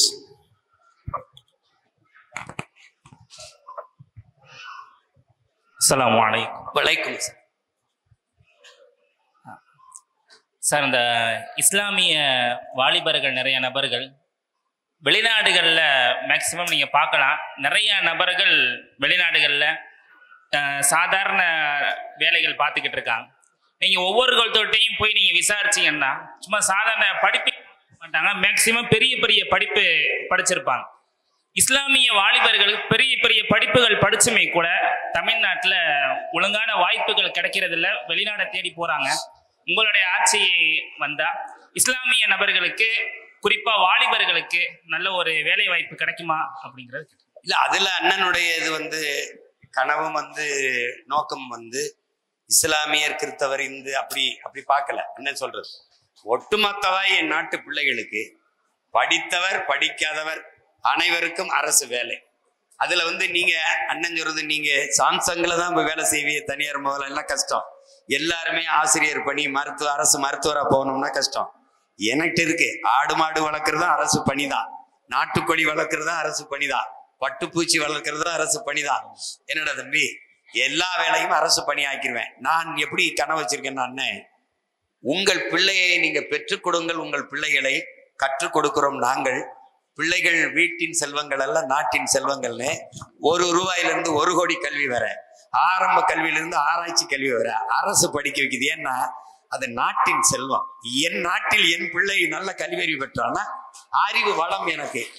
அடுத்தது அம்மாவுக்கு முடியல, அத்தாவுக்கு முடியல, அப்பாவுக்கு முடியல அப்படின்னா அது என் தாய்னா தேசிய தாய், என் தேசிய இனத்தின் தாய், என் தாய் நாட்டின் தாய் என்று கருதி 1 ரூபாய் மருத்துவத்திலிருந்து 1 கோடி மருத்துவம் வரை நான் செஞ்சிடறேன்னா அப்போலால போயில்ல, சிம்ஸ்ல போயில்ல, காவேரியில போயில்ல, அரசு மருத்துவமனையில ஒரு சண்டை நடக்கும்.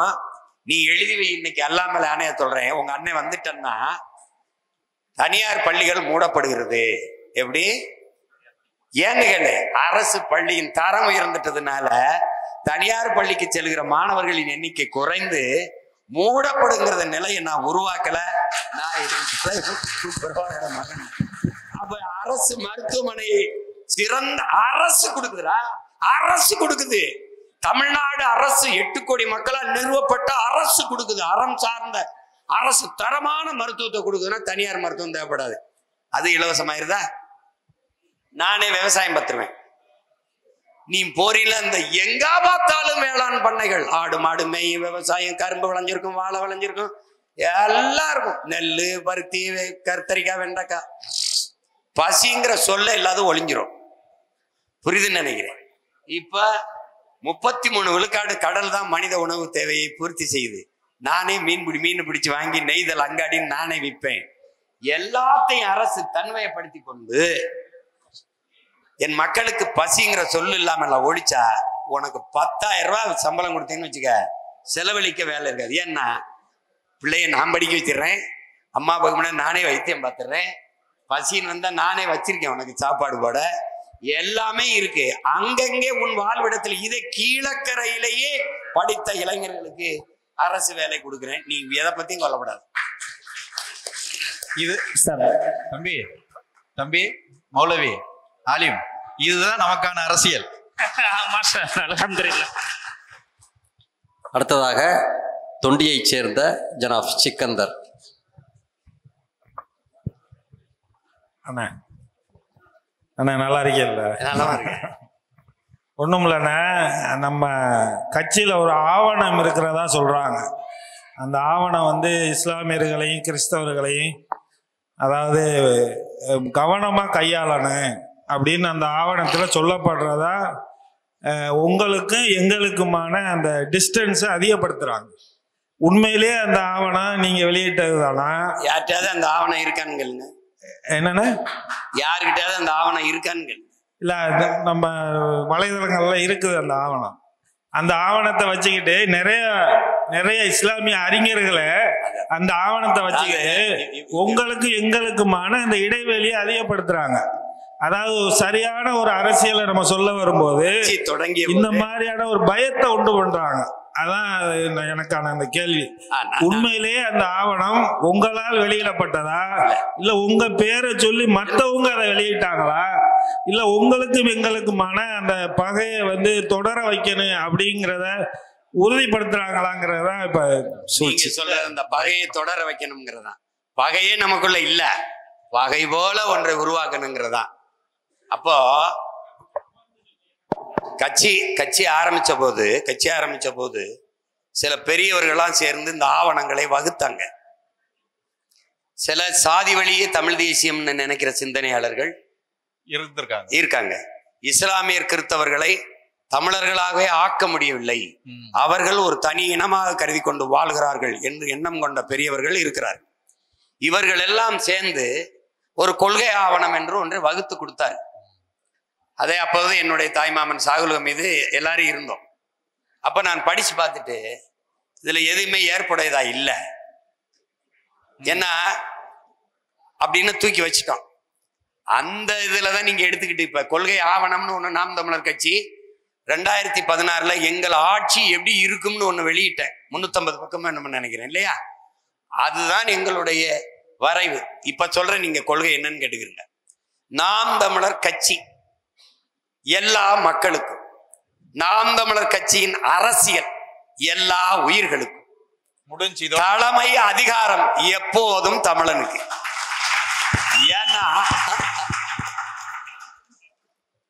ஏன்னா இங்க பாருங்க, இந்த ஒரு நிலம்தான் எனக்கு இருக்கு, இமய வரை இருந்தேங்கிறது வரலாறு. ஆனா இதுதான் இருக்குங்கிறது நிகழ்கால உண்மை. இப்ப இந்த இடத்துல அவரவர் நாட்டில் வாழ்வதும் அவரவர் நாட்டை ஆள்வதும் அடிப்படை உரிமை. இப்ப எல்லாரும் மொழி வழியே தனித்தனி மாநிலங்கள் பிரித்து கொண்டு போய் குடியேறிட்டார். இப்ப என் நிலத்தில் நான் ஆள்வது என்பது, நான் ஆண்டால்தான் என் மொழி, என் கலை, என் இலக்கியம், என் வரலாறு, என் மக்கள், அவர்களின் கல்வி, அவர்களின் மருத்துவம், அவர்களின் வேலைவாய்ப்பு, அவர்களின் பொருளாதார வளர்ச்சி மேம்பாடு, உங்களுக்கு புரியுதுன்னு நினைக்கிறேன். என்னுடைய காடு, என்னுடைய கடல், என்னுடைய மலை, என்னுடைய ஆறு, என்னுடைய மணல், இதெல்லாம் எப்ப வரும்னா என் தாய் இருக்கல, என் தாயை எல்லோரும் அம்மா என்று அழைக்கலாம். ஆனால் மகன் நான் ஒருவன், என்னுடைய நேசமும் மற்றவர்கள் அம்மாவென்று அழைக்கிற நேசமும் பாசமும் ஒன்றல்ல. அது மாதிரி யாரும் வரலாம் வாழலாம், நாங்க தான் ஆளுவோம். புரியுதா உங்களுக்கு? அப்ப இதுல என்ன வருதுன்னா, எல்லோரையும் வாழ வைப்போம், அது தமிழ் தேசிய இனத்தின் பெருமை. ஆனால் எம் இனம் சார்ந்த ஒருவனை ஆள வைப்போம், அது எம் இனத்தின் அடிப்படை அரசியல் உரிமை. இது எங்க கோட்பாடு. எல்லாரும் ஒன்னா நிற்போம். கன்னடர், தெலுங்கர், மலையாளி, துளுவர், பீகாரி, குஜராத்தி எல்லாரும் ஒன்னா நிற்போம். ஆனால் நாங்க தான் சற்று முன்னால் நிற்போம். ஒரு தாய் பிள்ளைகளாக எல்லோரும் கூடி என் தாய் நிலத்திலே வாழுவோம். ஆனால் என் தாய் நிலத்தை நாங்கள் தான் ஆளுவோம். இது என்னுடைய ஃபண்டமெண்டல் பொலிட்டிக்கல் ரைட்ஸ், அடிப்படை அரசியல் உரிமை. இது எங்க கோட்பாடு. எங்களுடைய கனவு பசி, பஞ்சம், ஊழல், லஞ்சம், கொலை, கொள்ளை, சாதிய இழிவு, தீண்டாமை, ஒடுக்குமுறை, அடக்குமுறை, பெண்ணி அடிமைத்தனம், மது, மத போதை, இது ஏதுமற்ற புதிய ஒரு தேசம் செய்வோம். மக்கள் புரட்சியால் அதை உறுதி செய்வோம். இது எங்க கோட்பாடு. இதுல இவர் இஸ்லாத்தை, இவர் கிறிஸ்துவர், இவர் இந்து, இவர் பீகாரி, கல்வி எல்லாருக்கும் இலவசம்னா எல்லாருக்கும் இலவசம் தான். தடையற்ற மின்சாரம்னா எல்லாரும் கன்னடக்காரன், இவனுக்கு கரண்டை கட் பண்ணலாம் சட்டம் இல்லை. இங்க இவர் மலையாளி, கன்னட நமக்கு தண்ணி தர மாட்டேன்னு சொன்னா அதனால அவன் வீட்டுக்கு தண்ணி ஊத்தாதெல்லாம் கிடையாது. அது அதை எழுதினார்கள், அதை அப்பயே தூக்கி தூர போட்டோம். அது ஆவணம் இதுதானே நாம் தமிழர் கட்சி வெளியிலையே. இல்லண்ணே, நீங்க தூக்கி போட்டிய குப்பையில அதை ஒருத்தன் எடுத்துட்டு போயிட்டான். அது நான் பிஜேபியின் பிடிமான கதை தான். உங்களுக்கு புரியுதா? அதெல்லாம் இல்லை, நீங்க அதெல்லாம் விட்டுருங்க. அதெல்லாம் நம்ம கொள்கை. அது இப்ப நான் சொன்னேன்ல, இது இன்னும் இருக்கு. கொள்கை விளக்க பொதுக்கூட்டம்னே ஒண்ணு போடுறேன். அதுல உங்களுக்கு நீங்க அதுல பேசுங்க. 1.5 மணி நேரம் பேசுறேன். இந்த விளக்கமே போதும். அப்படி அண்ணன் கேட்ட கேள்வி சரியாக இருந்திருந்தால் நம் பழனி பாபாவை அண்ணன் தூக்கி சுமக்க வேண்டிய கட்டாயம் ஏற்பட்டிருக்காது. இஸ்லாமியர்களை சந்தேக கண்ணோட பார்த்திருப்பாரு அண்ணன் பழனி பாபாவை. அடுத்ததாக எஸ்பி பார்க்கறதா இருந்தா பழனி பாபாவை சந்தேகத்தோட பார்த்திருப்பீல. அடுத்தபடியாக எஸ்பி பட்டணத்தைச் சேர்ந்த ஜாகிர் ஹுசைன். மைக். இங்கே கூடியிருக்கக்கூடிய அனைவருக்கும் இறைவன் சாந்தியும் சமாதானமும் உண்டாகட்டுமாக. ஆமென். இப்போ அண்ணா இஸ்லாமியருடைய பிரச்சனையை ஒரு பிரச்சனை அப்படின்னா முதல் குரலாக இருக்கிறீங்க. ஆனால் இது எங்கே அண்ணனுக்கு ஒரு நெருக்கடி ஏற்படுது அப்படின்னு நான் பார்க்குறேன். அப்படின்னா நீங்கள் வீரத்தமிழர் முன்னாடி ஒன்று கட்டமைச்சு பாசறை ஒன்று இருக்குது. இதில் அதிகமான இஸ்லாமியர்கள் பொறுப்புகள்லாம் இருக்கிறாங்க. அவங்க என்ன செய்கிறாங்க அப்படின்னா உங்கள் மேலே அன்புனால, அதீத நம்பிக்கையினால் மார்க்கத்துக்கு மாறான செயல்களை செய்யும்போது இன்னும் இருக்கக்கூடிய அந்த இஸ்லாமியர்களுக்கு முகம் சுளிக்கக்கூடிய இடத்துல இருக்குது. அண்ணன் கூட ஒரு செய்தியாளர் சந்திப்பில் இந்த தாய் மதம் சர்ச்சைக்கூடிய விஷயம் வரும்போது, அமீரே வந்தாலும் நீ வர வேணாம், அங்கேயே இருந்தால் நான் சொல்லுவேன் அப்படிங்கிற பத்திரிகையாளர் சந்திப்பில் அண்ணன் சொன்னீங்க. அதுபோல் வீரத்தமிழர் முன்னாடி அந்த பாசறையில் இருக்கக்கூடிய இஸ்லாமியர்கள் அதுலேருந்து வெளியேற்றப்படுவாங்களா? அவங்க அந்த வழிபாடு விஷயத்தில், அதாவது நாம் தமிழர் கட்சி முன்னெடுக்கக்கூடிய வழிபாடு விஷயத்தில் இஸ்லாமியர்கள் பங்கு பெறக்கூடாது என்பதை நீங்கள் சொல்லுவீங்களாங்கிற ஒரு கேள்வி. ரெண்டாவது விஷயம் என்ன அப்படின்னா, இந்த திருச்செந்தூர் ஒரு கேள்வியோட நிப்பாட்டிருங்க. நீங்கள் கேட்ட கேள்வியே பெரிய கேள்வி. அண்ணா கொஞ்சம் இல்லை, இந்த திருச்செந்தூர் குடமுழக்கு போராட்டத்தில் தமிழை குடமுழக்கு விஷயத்தில் தமிழ் வழிபாட்டு மொழியாக இருக்கும் அப்படின்றீங்க. இப்போ இஸ்லாமியர்களுடைய அந்த வழிபாட்டு விஷயத்தில் அந்த தமிழை உள்ளே கொண்டு வருவீங்களா? அது எப்படி நீங்கள் சொல்லியிருக்கீங்கிறது தெளிவுபடுத்தணும். இல்லை, இதில் நீங்கள் ஒன்று சொல்கிறேன். இப்போ நீங்கள் முதல்ல வீரத்தமிழர் முன்னணி அப்படின்னு ஒன்று ஆரம்பிக்கணும். அதில் எனக்கு ஒரு அழுத்தம் இருக்குது. அதில் எப்படின்னா, என்னோட அன்பு பாராட்டுகிற, என்னை நேசிக்கிற சீக்கிய இன மக்கள், அதில் பெரியவர் ரஞ்சித் சிங் மான் அவரும் நானும் உரையாடி கொண்டிருக்கும் போது, உன் இனத்தின் பகைவன் எல்லோரும் கோயிலுக்குள்ள இருக்கான், உன் மக்கள் எல்லாம் அங்கே போறாங்க, அவங்கள உன் பக்கம் திருப்பாம நீ எப்படி அரசியலை வெற்றி பெறதுன்னு என்னை ஒரு கேள்வி எழுப்புறாரு. அப்ப நான் வந்து ஒரு தேசிய இனத்தின் மகன். நான் இன்னைக்கு இஸ்லாத்தை ஏற்றுக்கலாம், கிறிஸ்தவத்தை ஏற்றுக்கலாம், பௌத்தத்தை ஏற்றுக்கலாம். இப்ப எனக்குன்னு ஒரு வழிபாட்டு உலகின் முதல் இனத்திற்கு 50,000 ஆண்டு மூத்த இனத்திற்கு ஒரு மெய்யியல் கோட்பாடு இருந்திருக்கணும். அது என்னன்னா, அது உங்களுக்கு தெரியும், சிவன் முருகனை வழிபடுகிற சைவர்கள் நாம. அப்போ இந்து முன்னணி என்ற ஒன்றை வச்சு அதுல அவங்க வீர சிவாஜி, மராட்டிய சிவாஜி, இந்த காளி இதெல்லாம் கொண்டு வரும்போது, இப்போ ஒரு காட்டுக்குள்ள தீ பற்றி வரும்போது அதை தடுக்கிறதுக்கு ஒரு சின்னதா ஒரு வாய்க்காலை வெட்டி மேற்கொண்டு பரவாம நிறுத்த வேண்டியது கடமையும் பொறுப்புமா இருக்கு. இப்ப அந்த இடத்துல என்னுடைய இறையை, என்னுடைய மெய்யியல் கோட்பாட்டை தூக்கி தான் அந்த இதை தடுக்க வேண்டியது. அப்ப அவன் வந்து இந்து முன்னணின்னு வைக்கும்போது, நீ அங்க போக வேண்டிய தேவை உனக்கு வழிபாட்டுக்காக தானே இருக்குது. இங்க வா, இது வீரத்தமிழர் முன்னணின்னு சிவாஜியை தூக்கிட்டு எங்களுடைய மூதாதைகள் தீரன் சின்னமலை, பூலித்தேவன், மருதுபாண்டியர், அழகுமுத்துக்கோன், வேலு நாச்சியார், சுந்தரலிங்கனார், இந்த எங்க மூதாதைகளை நான் வந்து அடையாளப்படுத்தினேன். அவங்க விவேகானந்தரை கொண்டு வரும்போது நம்முடைய மூதாதை இல்லை, நீங்க திருமூலர், நம்ம வள்ளலார், நம்முடைய தாத்தா வைகுந்தர், இவங்களை கொண்டு வந்து நிறுத்தினேன். அப்ப அந்த முட்டுக்கு எப்பவுமே எங்க தலைவன் கத்துக் கொடுத்தது ஒரு எதிர் முட்டு தான் சரியாகும். அதுக்காக தான் சொன்னனே ஒழிய இஸ்லாமியர் கிறிஸ்தவர்கள்லாம் வந்து இதுல சேருங்கன்னு இல்லை.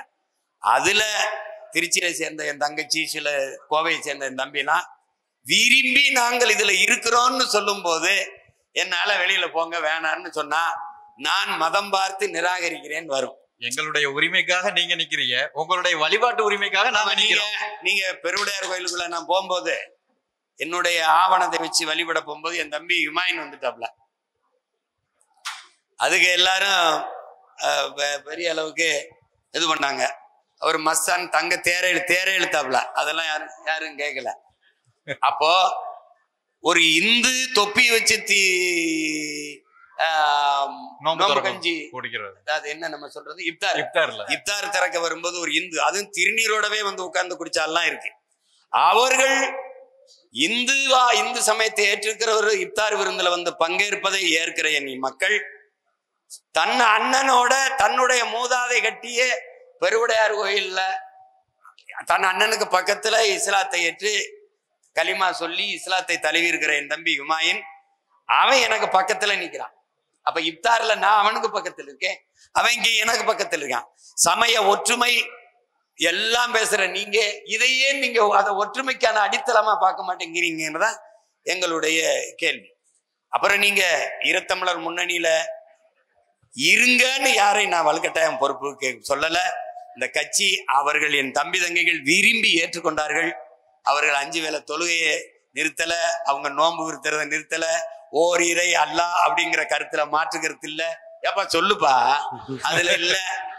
ஆனால் தன் அண்ணன் ஏற்றுக்கொண்ட கொள்கை இது சரி, நான் இன்னைக்கு இஸ்லாத்தை ஏற்று இருக்கிறேன், இதுக்கு முன்னால் இவன் தான் என் முன்னோன்கிறத உணர்ந்து இருக்கிறேன். அந்த அடிப்படையில நிக்கிறாங்க. அது வந்து அதை ஒரு குறையா கருதுனீங்கன்னா இந்த கேள்வியை தெரிஞ்சுக்கிட்டு என் தம்பிகளே அவங்களா இல்லைன்னா நான் அந்த பொறுப்புக்கு போயிடுறேன்னா ஒன்றும் பிரச்சனை இல்லை. அதை நானா அனுப்ப மாட்டேன். இதுவும் ஒரு வகையான மத நல்லிணக்கம் தான். நல்லிணக்கம் தான். நான் அதுல இன்னொன்னு நீங்க கேட்டது கடைசியா என்ன கேட்டாருன்னா, திருச்செந்தூர்ல வந்து நான் அந்த மேடையிலே பேசியிருப்பேன், நீங்க கவனிக்க தவறிட்டீங்க. தொழுகை மட்டும்தான் இப்ப இவங்க அரபுல சொன்னாங்க, தொழுகை மட்டும் பாங்கு மட்டும்தான் என்னுடைய சொந்தங்கள் வந்து அரபுல சொல்லுவாங்க. ஆனால் திருமணம்லாம் நானே 100 கல்யாணத்திற்கு மேல திருமணத்துக்கு மேல சாட்சி கையெழுத்து போட்டிருக்கேன். எல்லாம் வந்து தமிழ்ல தான் சொல்லுவாங்க. அதுல இப்ப இது வந்து இந்த சமயம் வந்து நீங்க பாத்தீங்கன்னா அரபு நாட்டுல தோன்றிய சமயம், அங்க தோன்றிய அங்க அரபுல தான் அவங்க ஓதி பழக்கப்பட்டது. ஆனால் கிறிஸ்தவம் வந்து ஐரோப்பியாவில் தோன்றி அப்படி வந்த மதம். அவன் வந்து முதல்ல லத்தீன்ல தான், ஸ்பானிஷ் லத்தீன்ல ஓதிட்டு இருந்தான். திருப்பி இங்க வந்து இந்த மதத்தை கொண்டு போக முடியலைங்கும் போது அவரவர் தாய்மொழியில வழிபடலாம் போது பிதா சுதன் பரிசுத்த ஆவின்னு சொல்லிட்டு இருந்தான்.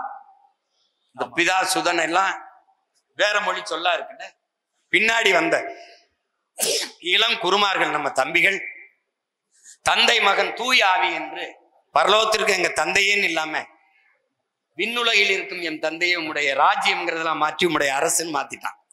அது மாதிரி அப்ப நான் என்ன சொன்னேன், பெத்தலகேமில பிறந்த இயேசுக்கு என் மொழி புரியுது, தமிழ் இறைவன் முருகனுக்கு தமிழ்ல மந்திரம் சொன்னா புரியாதான்னு சண்டை போட்டேன். அதுக்காக பேசுறேன் ஒழிய நீ தமிழ் சமயம் தமிழ் இறைக்கு முன்னாடி ஏன் தமிழ்ல சொல்லலைங்கிறதா என்னோட சண்டை.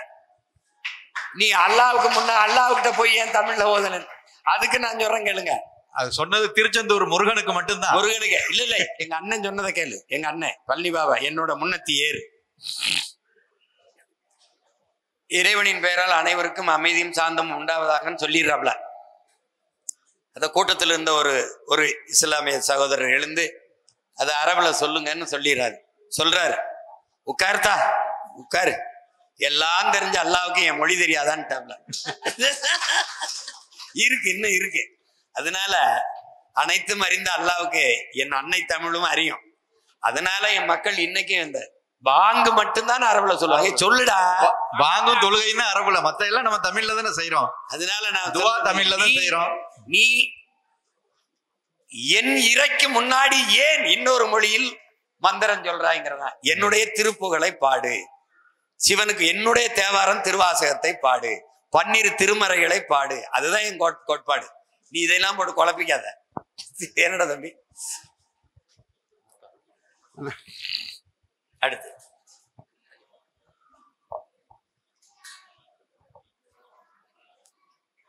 அடுத்ததாக புதுமடத்திலிருந்து ஹக்கீம்.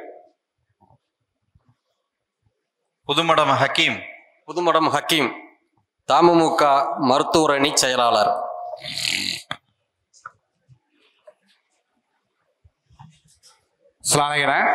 வலைக்கம் அஸ்ஸலாம் தம்பி. வணக்கண்ணே. ஆமா, நான் பழனிமாவோட மாணவன், ஓகேங்கண்ணா. அப்போ அவரோட என்ன சொல்லியிருக்காருன்னா, பெரியாரையும் அண்ணாவை வச்சு பேசுகிற கட்சியில் இணைஞ்சு அதில் பயணிங்கள் அப்படின்னு சொல்லியிருக்காப்புல. அதை நீங்க வழி நடத்துவீங்களா? பெரியாரை பத்தி பேசி உங்களோட பேச்சை கேட்டிருக்கேன். பெரியாரையும் அண்ணாவையும் அவர் சொல்லல, அம்பேத்கரையும் பெரியாரையும் சொல்றாரு. நீங்க கேளுங்க. அம்பேத்கரையும் பெரியாரையும் ஒப்பிடுவது தவறுங்கிறது என்னுடைய கோட்பாடு. மார்க்ஸ், அம்பேத்கர், பெரியார் எல்லாம் ஒப்பிடக்கூடாது. நீங்க விளங்கிக்கணும். அதை வச்சு அரசியல் நடத்துவீங்க, அதுல ஜாயின் பண்ணி அவரை வச்சு பேசுவீங்களா அப்படின்னு தான் நான் கேட்கிறேன். இல்ல பெரியாரை பேச வேண்டிய அவசியம் எனக்கு இல்ல. பெரியாரை பேசுறதுக்கு ஒரு கூட்டம் இருக்கு. பெரியாரை நான் நேரடி எதிரியாக, என் இனத்தின் எதிரியாக பார்க்கிறேன். அடிப்படையில் என் தாய்மொழி உலக மொழிகளின் தாயை, உலகம் போற்றி கொண்டாடுகிற ஒரு மொழியை, முதன் மாந்தன் பேசிய முதல் மொழியை சனியன் அதை ஒழிக்கணும்னு சொல்லும் போது அந்த சனியனை ஒழிப்பது என் வேலையா இல்லை. அதை நீங்க கவனிச்சுக்கணும். நீங்க பல ஆயிரம் கேள்விகளை நான் எழுப்புகிறேன் பெரியாரிய தொண்டர்களை நோக்கி. நான் 12 ஆண்டுகளாக அந்த இயக்கத்தில் இருந்தவங்கிற முறையில தமிழர் என்று பேசுவது இன எழுச்சிக்கு எதிராக இருக்கிறது என்று பதிவு செய்கிறேன். தமிழர் என்று பேசுவது எந்த இன எழுச்சிக்கு எதிராக இருக்கிறது? முதல்ல பதில் யாரு கேட்டிருக்கா? இங்க பாருங்க ஐயா, அமருங்க, நான் சொல்றேன். 2000 ஆண்டுகளில் இப்படிப்பட்ட ஒரு சிந்தனையாளன் தோன்றவில்லை என்பது மார்க்சுக்கான வரையறை. மார்க்ஸ்ங்கிற உலக மானுட குலத்துக்கு சிந்தித்தான். அண்ணல் அம்பேத்கர் உலகிலே ஆக சிறந்த கல்வியாளர்களில் அண்ணல் அம்பேத்கர் ஒருவர். இழந்துவிட்ட உரிமைகளை பிச்சை கேட்டு பெற முடியாது, போராடித்தான் பெற்றாக வேண்டும் என்ற கோட்பாட்டை முன்வைத்தது ஒரு குறிப்பிட்ட சமூகத்திற்கோ சமயத்திற்கோ அல்ல, உலக மானுட குலத்திற்கு. அறிவை தேடி ஓடுங்கள், நாளைய வரலாறு உங்கள் நிழலை தேடி ஓடி வரும் என்று அண்ணல் அம்பேத்கர் முன்வைத்தது ஒரு குறிப்பிட்ட சமூகத்திற்காக அல்ல, உலக மானுடத்திற்கு. அவருடைய சிந்தனை மானுட, எங்கெங்கெல்லாம் மானுட சமூகம் தாழ்த்தி வீழ்த்தப்பட்டிருக்கிறதோ அதனோட மேம்பாட்டிற்கு, உயர்வுக்கு சிந்தித்தது. மார்க்சுடைய கோட்பாடும் அதுதான். ஆனால் ஐயா ராமசாமி ஐயாவுடைய கோட்பாடு என்பது முழுக்க முழுக்க தமிழன் இதற்கு எதிராக சிந்தித்தது கோட்பாடு. நீங்கள் ஒரு கேள்வி அவர் சொல்லுகிறார், சமூக தொண்டாற்ற வருகிற ஒருவனுக்கு மொழி அபிமானம், தேசாபிமானம், இனாபிமானம் எதுவும் கூடாதுன்றார். மொழி இல்லை, தேசம் இல்லை, இனம் இல்லை என்றால் சமூகம் எங்கிருக்கு? எந்த சமூகத்துக்கான தொண்டு? மொழி அபிமானம் இல்லை என்று சொன்ன நீங்கள் இங்கிலீஷ் மொழி மீது அபிமானம் கொண்டது ஏன்? தேச அபிமானம் இல்லை என்று சொன்ன நீங்கள் திராவிட நாடு கேட்டது ஏன்? ஈனாபிமானம் இல்லை என்று சொன்ன நீங்கள் பணத்தின் மீது மட்டும் கடைசி வரை அபிமானம் கொண்டிருந்தது ஏன்? இப்படி 1000 கேள்வி இருக்கு. நீங்கள் அடிப்படையிலேயே என் இனத்தை தமிழன் காட்டுமிராண்டி, தமிழ் மொழி காட்டுமிராண்டிகளின் மொழி, தமிழ் முட்டாள்களின் மொழி என்று எங்களை ஒரு காட்டுமிராண்டி கூட்டம், முட்டாள்களின் கூட்டம் என்று கட்டிவிட்டீர்கள். நீங்கள் வருவதற்கு முன்பே பாடிய எங்கள் பாட்டன் பாரதி, சிங்களம் புட்ககம் சாவகம் தீவு பலவினுக்கும் சென்றேறி அங்கு தங்கள் புலிக்கொடியும் மீன்கொடியும் நின்று சால்புற கண்டவர் தாய் நாடுன்னு பாடிட்டான். தமிழ் திரு நாடு தன்னை பெற்ற தாய் என்று கும்பிடடி பாப்பா, அமிழ்தில் இனியதடி பாப்பா, நம்ம ஆன்றோர்கள் தேசன்றான், எங்களை ஆன்றோர்கள்ங்கிறான். கல்வி சிறந்த தமிழ்நாடு, புகழ் கம்பன் பிறந்த தமிழ்நாடுங்கிறான். நீதான் வந்து படிக்க வச்சேங்கிற. எதை படிக்க வச்ச? எதை படிக்க வச்ச? சிலப்பதிகாரம், மணிமேகலை, சிவகங்கானை, 18 500 அகநானூறு புறநானூறு இதெல்லாம் எழுதணும்னு நீ படிக்க வச்சியா? உலகத்திற்கு வாழ்வில் தந்த வள்ளுவர் பெருமகனாரை நீங்க படிக்க வச்சீங்களா? அறிவு மூதாட்டி அவ்வையை நீங்க படிக்க வச்சீங்களா? யார் படிக்க வச்சது? யார் படிக்க வச்சது? படிக்காத ஒருவன் காமராஜ் பள்ளிக்கூடம் திறந்து எங்களை எல்லாம் படிக்க வச்சான். என்னைய படிக்க வச்சது அவனும் இல்ல. 5ஆம் வகுப்பு வரைக்கும் தான் அவன் கட்டின தொடக்க பள்ளியில நான் படிச்சேன். அதுக்கப்புறம் 6ஆம் வகுப்புல இருந்து கல்லூரி வரைக்கும் இளங்கலை பொருளாதார நீங்க படிக்க வச்சது இஸ்லாமிய பெருமக்கள். அவரை படிக்க வச்சாரு, அவரை பேசி அவரை பேசியாரு. எங்க அண்ணன் பள்ளி பாபா எடுத்துக்கிட்டு வாரீங்க. அம்பேத்கரையும் பெரியாரையும் பேசாதவன் பேசுகிறவன் எவனா அவனை தலைமையேற்று போன்னு பெரியார பேசினவன் இன்னைக்கு எல்லாரையும் என்ன இவ்வளவு நேரம் என்ன பேசிட்டு இருக்கோம்? அதே என் அண்ணன் நான் இறந்தால் திராவிட முன்னேற்ற கழக இருவண்ண கொடியை போற்றி புதையுங்கள் என்று பேசியார். அதே என் அண்ணன் பழனி பாபா 2 பேச்சும் இருக்கேன் உடன் பிறந்தார்களே. அந்த காலகட்டம் என்ன, இந்த காலகட்டம் என்ன? அவர் என்ன பேசுறாரு? இறுதியா மானம் உள்ள ஒரு தமிழன் திமுகவுக்கு ஓட்டு போடுவானா என்று கேட்டவரும் அவர்கள். நான் மௌத்தானா என் மீது திமுக கொடியை போர்த்தி புதையுங்கள் என்று சொன்னவன் தான் இறுதியாக சொல்கிறான் மானம் உள்ள ஒரு தமிழன் திமுக ஓட்டு போடுவானான். அது சொன்ன காலம் நான் எங்க இருந்தேன்? நான் எங்க இருந்தேன்? பெரியார பேசி வந்தேன், மார்க்ஸ் மேடைகள் இருந்தேன், எல்லா மேடைகள் இருந்தேன், திமுக இருந்தேன். நான் பிறக்கும் போது எங்க குடும்பம் எல்லாம் காங்கிரஸ், நான் வளர்றதுனால காங்கிரஸ், திமுக இருந்தேன். அப்புறம் எங்க வந்தேன்? ஏன் இங்க வந்தேன்? தவறு என்று தெரிந்த பிறகு அந்த தவறை சரி செய்யணும், இல்லை நாம சரியாக போகணும். அப்ப எனக்கு ஒரு பாதை வந்தது. பெரியார் அப்ப பேசினியே, இப்ப எதுக்குறியே? அது நான் வழி நடந்த பாதை, இது நான் வழி நடத்தும் பாதை. இன்னைக்கு எங்க அண்ணன் பழனி பாபா இருந்தால் அவர் கூட நான் இருந்திருப்பேன், இல்லைன்னா அவன் தம்பி என்னோட இருந்திருப்பாரு. எனக்கு முன்னாடி இதையெல்லாம் அவர் அங்க நின்று பேசியிருந்திருப்பாரு, நான் இது போல கைதிட்டு இருந்திருப்பேன். இவங்களை ஒழிக்கணும்டா. எல்லாரையும் நம்பினார், காங்கிரஸ் நம்பினார், இந்திரா காந்தியோட நட்பு, கருணாநிதி நம்பினார், எம்ஜிஆரோட நம்பினார், எல்லாரோட நட்பு. கடைசி அங்க ஐயா ராமதாஸ் முன்னாடி போய் நின்னார், நட்பு. எவனுமே சரிவல்லடா இந்த இஸ்லாமிய சமூகத்துக்கு, இது நாதியற்று நிக்குதடா, வழியே இல்லடா, நாமளே அரசியல் வலிமையாக மாறுவோம் நினைச்சா கொன்னுட்டான். இதான் நடந்தது. அவன் எந்த இடத்துல வீழ்த்தப்பட்டானோ அந்த இடத்துல அவன் தம்பி வந்து நின்னுட்டான். இதான் நடந்துச்சு. புரியுதா உனக்கு? அவன் களிமா சொல்லி இஸ்லாமா இருந்தான், நான் களிமா சொல்லாம இஸ்லாமா நிக்கிறேன். That's all your honour. பெரியாரை யார் தலைமை ஏற்கவில்லையோ அவருடன் அரசியல் பழகாதீர்கள் என்று சொன்னதாக நண்பர் கேட்டார். இதே பெரியார் தான் பார்ப்பனர்களுக்கு பயந்து நம் இஸ்லாமியர்களுக்கு இடம் கொடுப்பது சகதியை விட மலத்தில் காய். பிராமணர் பார்ப்பனருக்கு பயந்து இஸ்லாமியர்களுக்கு இடஒதுக்கீடு கொடுத்தது சாணியில் கால் வைப்பதற்கு பயந்து மலத்தின் மீது வைத்ததற்கு சமமாக இருக்கே என்று ஒரு இடத்தில் கூட என் உடன் பிறந்தார்களே, பெற்றோர்களே, அவர் நம்மளை இஸ்லாமியர் என்று சொல்லல. துலுக்க பயல்கள், முகமதியர்கள், இவனுக்கு இந்த நாட்டுல என்ன வேலை? RSS பிஜேபி கூட நம்மளை பாகிஸ்தானுக்கு தான் போங்கிறான். நீங்க சொல்ற பெரியார் ஐயா ராமசாமி இவனை ஆப்கானிஸ்தானுக்கு போ சொல்லுங்க. டேய் சொல்றா, எடுத்து காட்டுறா. பழனி பாபா ஒரு 10 வருஷம் உயிரோட இருந்திருந்தாருன்னா பெரியார் அவர் புதைச்சிருப்பாரு. கால கொடுமை ஒண்ணு பாருங்க. பார்ப்பனர்கள் எதிரி, பார்ப்பனர்கள் நம்மில் கீழான மக்கள், யாரு? ராமசாமி ஐயா. நானு எனக்கு கீழான மக்கள் எவனோ இருக்கான், நம்மில் கீழான மக்கள். ஒருத்தன் வர்றான், நான் யாருக்கும் அடிமை இல்லை, எனக்கும் யாரும் அடிமை இல்லைங்கிறான். அதான் அம்பேத்கர். இவர் எனக்கும் கீழான மக்கள், கிறிஸ்தவர், இஸ்லாமியர், இந்த 4 கும்பல், கூட்டல்ல, இந்த 4 மக்கள் இல்ல, கும்பல் நமக்கு எதிரிகள். இப்ப நான் ஒருத்தன் வந்தல்ல, இந்த இருக்கிற இவங்களுடைய வாரிசு ஒருத்தன் கிளம்பி வர, இந்த நம்மில் கீழானவர்ல, நம்மில் எந்த நம்மில்? நீங்க யாரு? இந்த கீழானவர்ல எவன் இருக்கான்? சரி, கிறிஸ்தவ இஸ்லாமிய எல்லாம் எதிரி ஆயிட்டான், நமக்கு எதிரிங்கிறியா? அந்த நமக்குல யார் இருக்கா? இப்ப புரியுதா? ஏடா, கிறிஸ்தவ இஸ்லாமிய எதிரி ஆயிட்டா சொல்லியிருக்காரா இல்லையாடா? அதுவும் பிறந்த நாள் செய்தியில தலைப்பு செய்தி.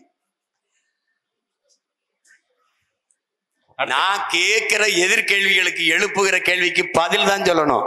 அவதூற கிளப்ப கூடாது. சீமான தெரியாதா, அது பண்ணா தெரியாதா, அதெல்லாம் தெரியுமே, இங்க வா, கேட்கறதுக்கு பதில் சொல்லு. என்ன அதுக்குதான் பதில் சொல்லு. தொண்டியிலிருந்து அஸ்பாக்.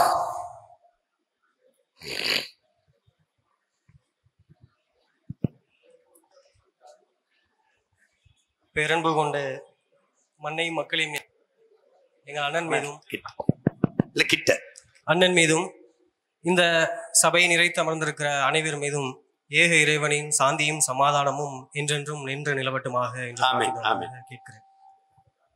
கேள்வி கேட்பதற்கு முன்பாக, இந்த சமூகம் உங்களை பல்வேறு கோணங்களில் விமர்சித்த போதும், உங்களை புறக்கணித்த போதும், உங்களை அலட்சியப்படுத்தி ஏளனம் செய்த போதும், இந்த சமுதாயத்திற்கு ஏதேனும் சின்ன சிக்கல் பிரச்சனை என்று வந்தால் கூட முன்னின்று உளப்பூர்வமாக குரல் எழுப்பி எங்களோடு சேர்ந்து சண்டையிட்டுள்ளீர்கள், சண்டையிடுவீர்கள். மேலும்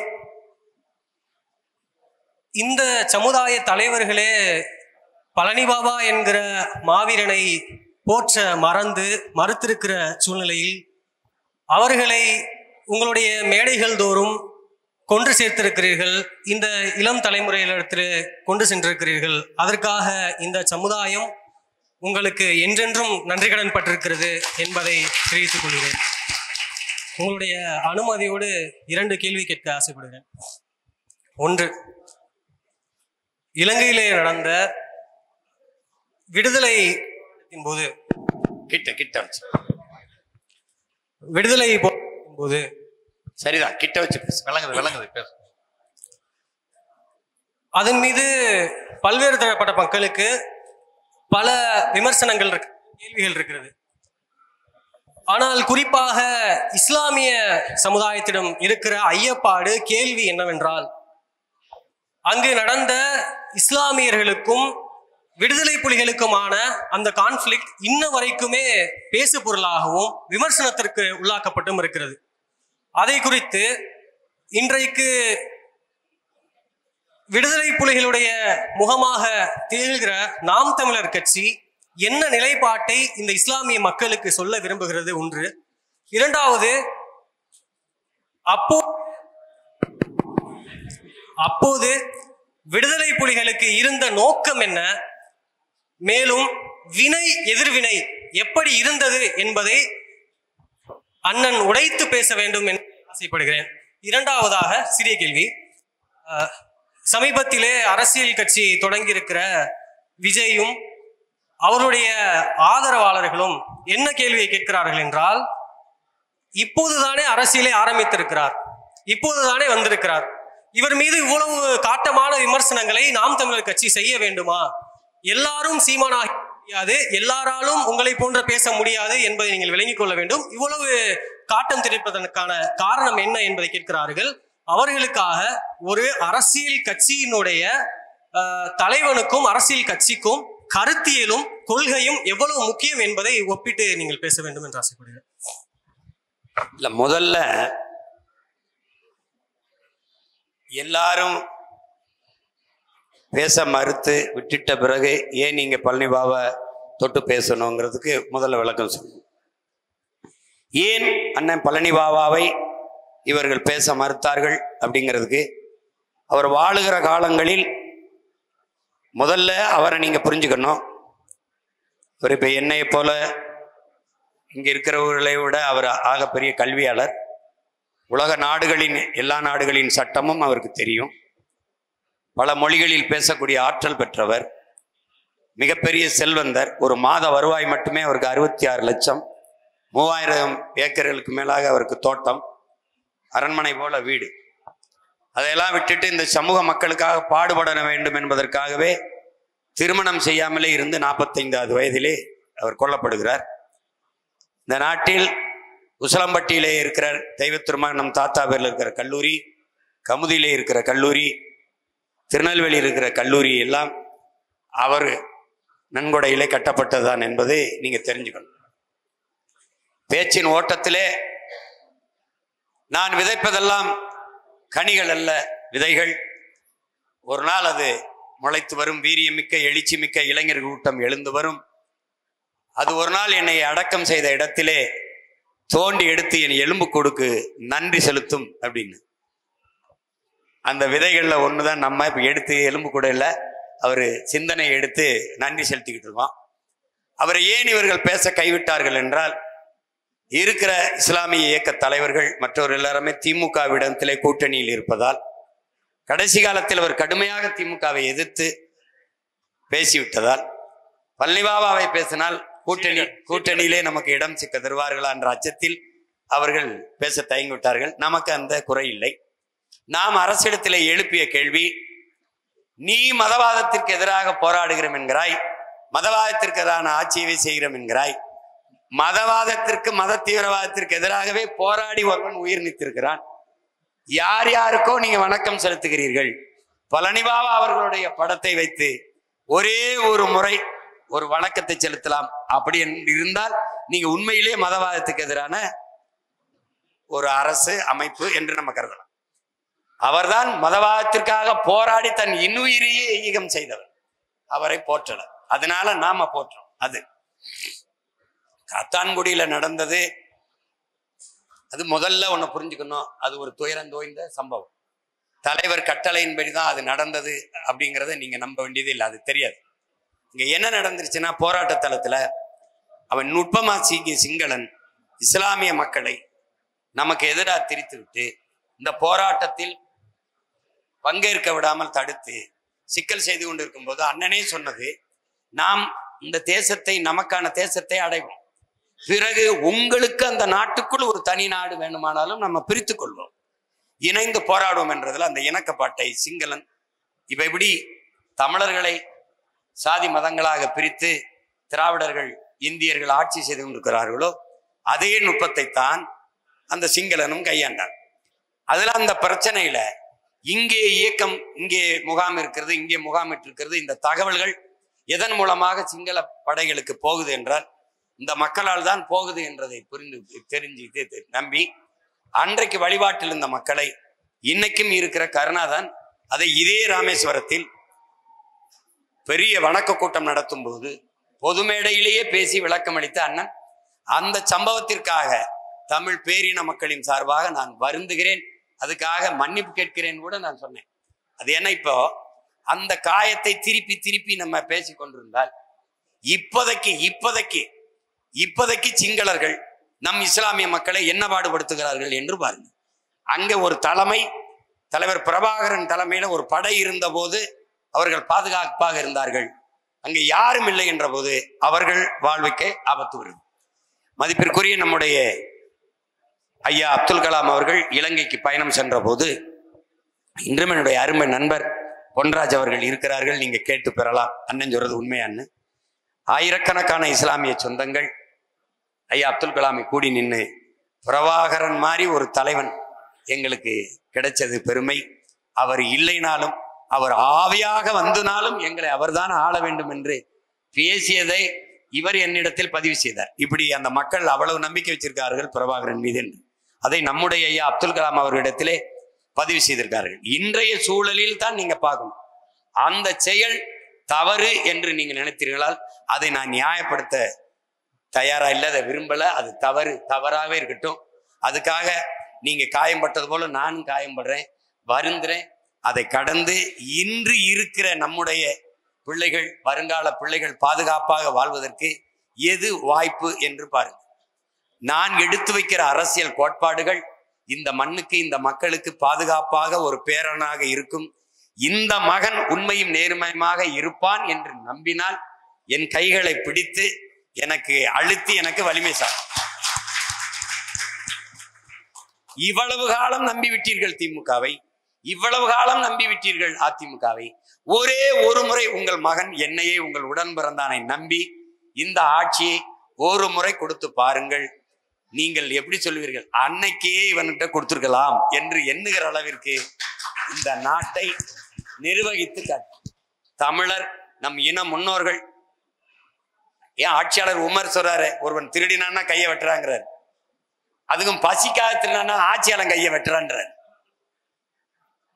ஆக சிறந்த, எல்லோரும் போற்றத்தக்க, உலகம் நம்மை பின்பற்றத்தக்க ஒரு ஆட்சியை நம்மளால கொடுக்க முடியும். உங்களுடைய கேள்வி மிகச்சரியானது. அந்த சம்பவத்தை இப்போ என் மீது ஒரு குற்றச்சாட்டு இருக்கிறது.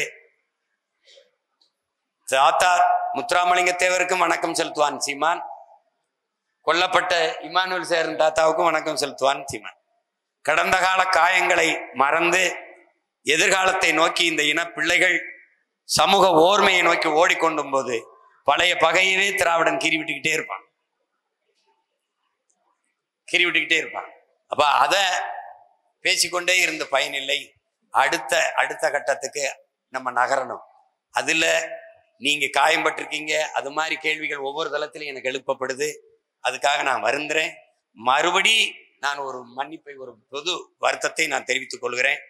இனி வரும் காலங்களில் நம் எல்லோரும் இணைந்து நின்றுதான் நமக்கான பாதுகாப்பான அரசியலையும் அதிகாரத்தையும் கட்டி எழுப்ப வேண்டும்.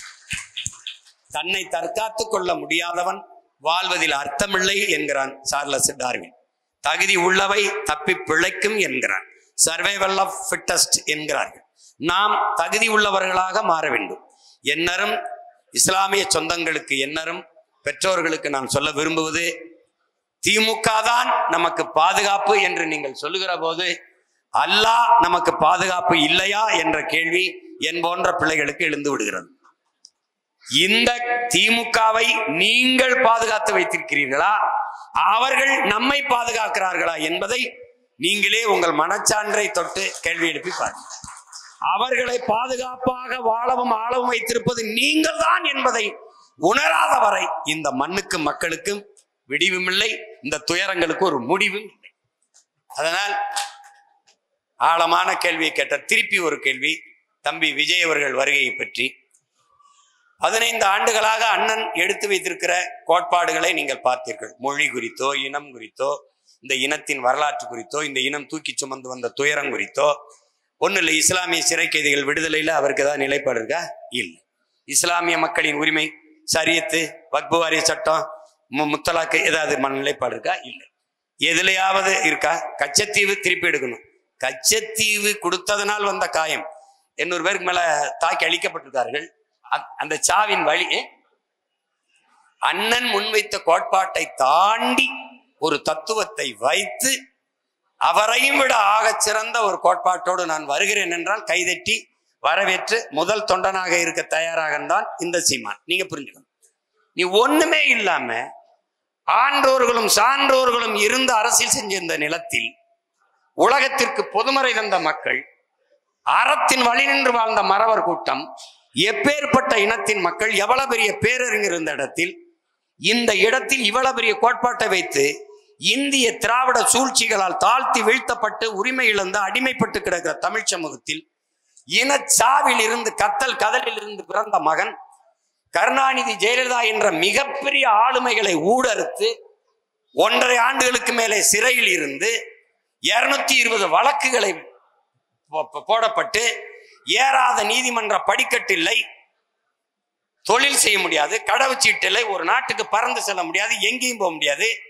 எல்லாத்தையும் விட்டு என் மொழி, என் இனம், என் நாடு, என் மக்கள், அவர்களின் எதிர்கால பாதுகாப்ப நல்வாழ்வு என்று நின்று ₹1 வாக்குக்கு காசு கொடுக்காமல் ஒருத்தருடைய ஆதரவு, இந்த சாதி சீமானை ஆதரித்தது, இந்த மதம் இவனை ஆதரித்தது, இந்த முதலாளி இவனுக்கு நிதி கொடுத்தான் என்று இல்லாது பிச்சை எடுத்து திரள் நிதி என்று திரட்டி, அதை கூட திமுக கேள்வி பண்ணும், பிச்சை எடுத்து கட்சி நடத்தி போராடி போராடி 4,50,000 வாக்கு 1.1 இருந்து 8.5 விழுக்காடு வாக்கை வாங்கி தனித்து நின்று அங்கீகாரம் பெற்ற ஒரே அரசியல் கட்சியா வந்து இவ்வளவு தூரம் ஏறி ஒரு கவனத்தை பெற்று இந்த திராவிட கட்சிகளை வீழ்த்தி மேல ஏறி தமிழ் தேசிய அரசியலை கட்டி நிறுவலாம்ங்கிற போது திடீர்னு உள்ள வந்து திராவிடமும் தமிழ் தேசியம் ஒண்ணுதான், மறுபடியும் பெரியார், மறுபடியும் அண்ணா, மறுபடியும் எம்ஜிஆர் அப்படின்னா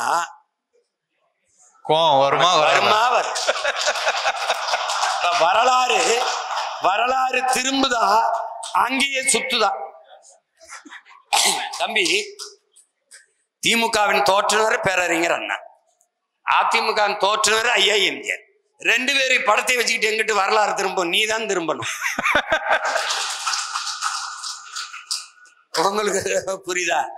திராவிடம் என்ற கோட்பாடு என்னரும் சொந்தங்களே, தமிழர் அல்லாதவர் வசதியாக வாழ்வதற்கும் ஆள்வதற்குமான கொண்டு வரப்பட்ட ஒன்று என்பதில் நீங்கள் புரிந்து கொள்ள வேண்டும்.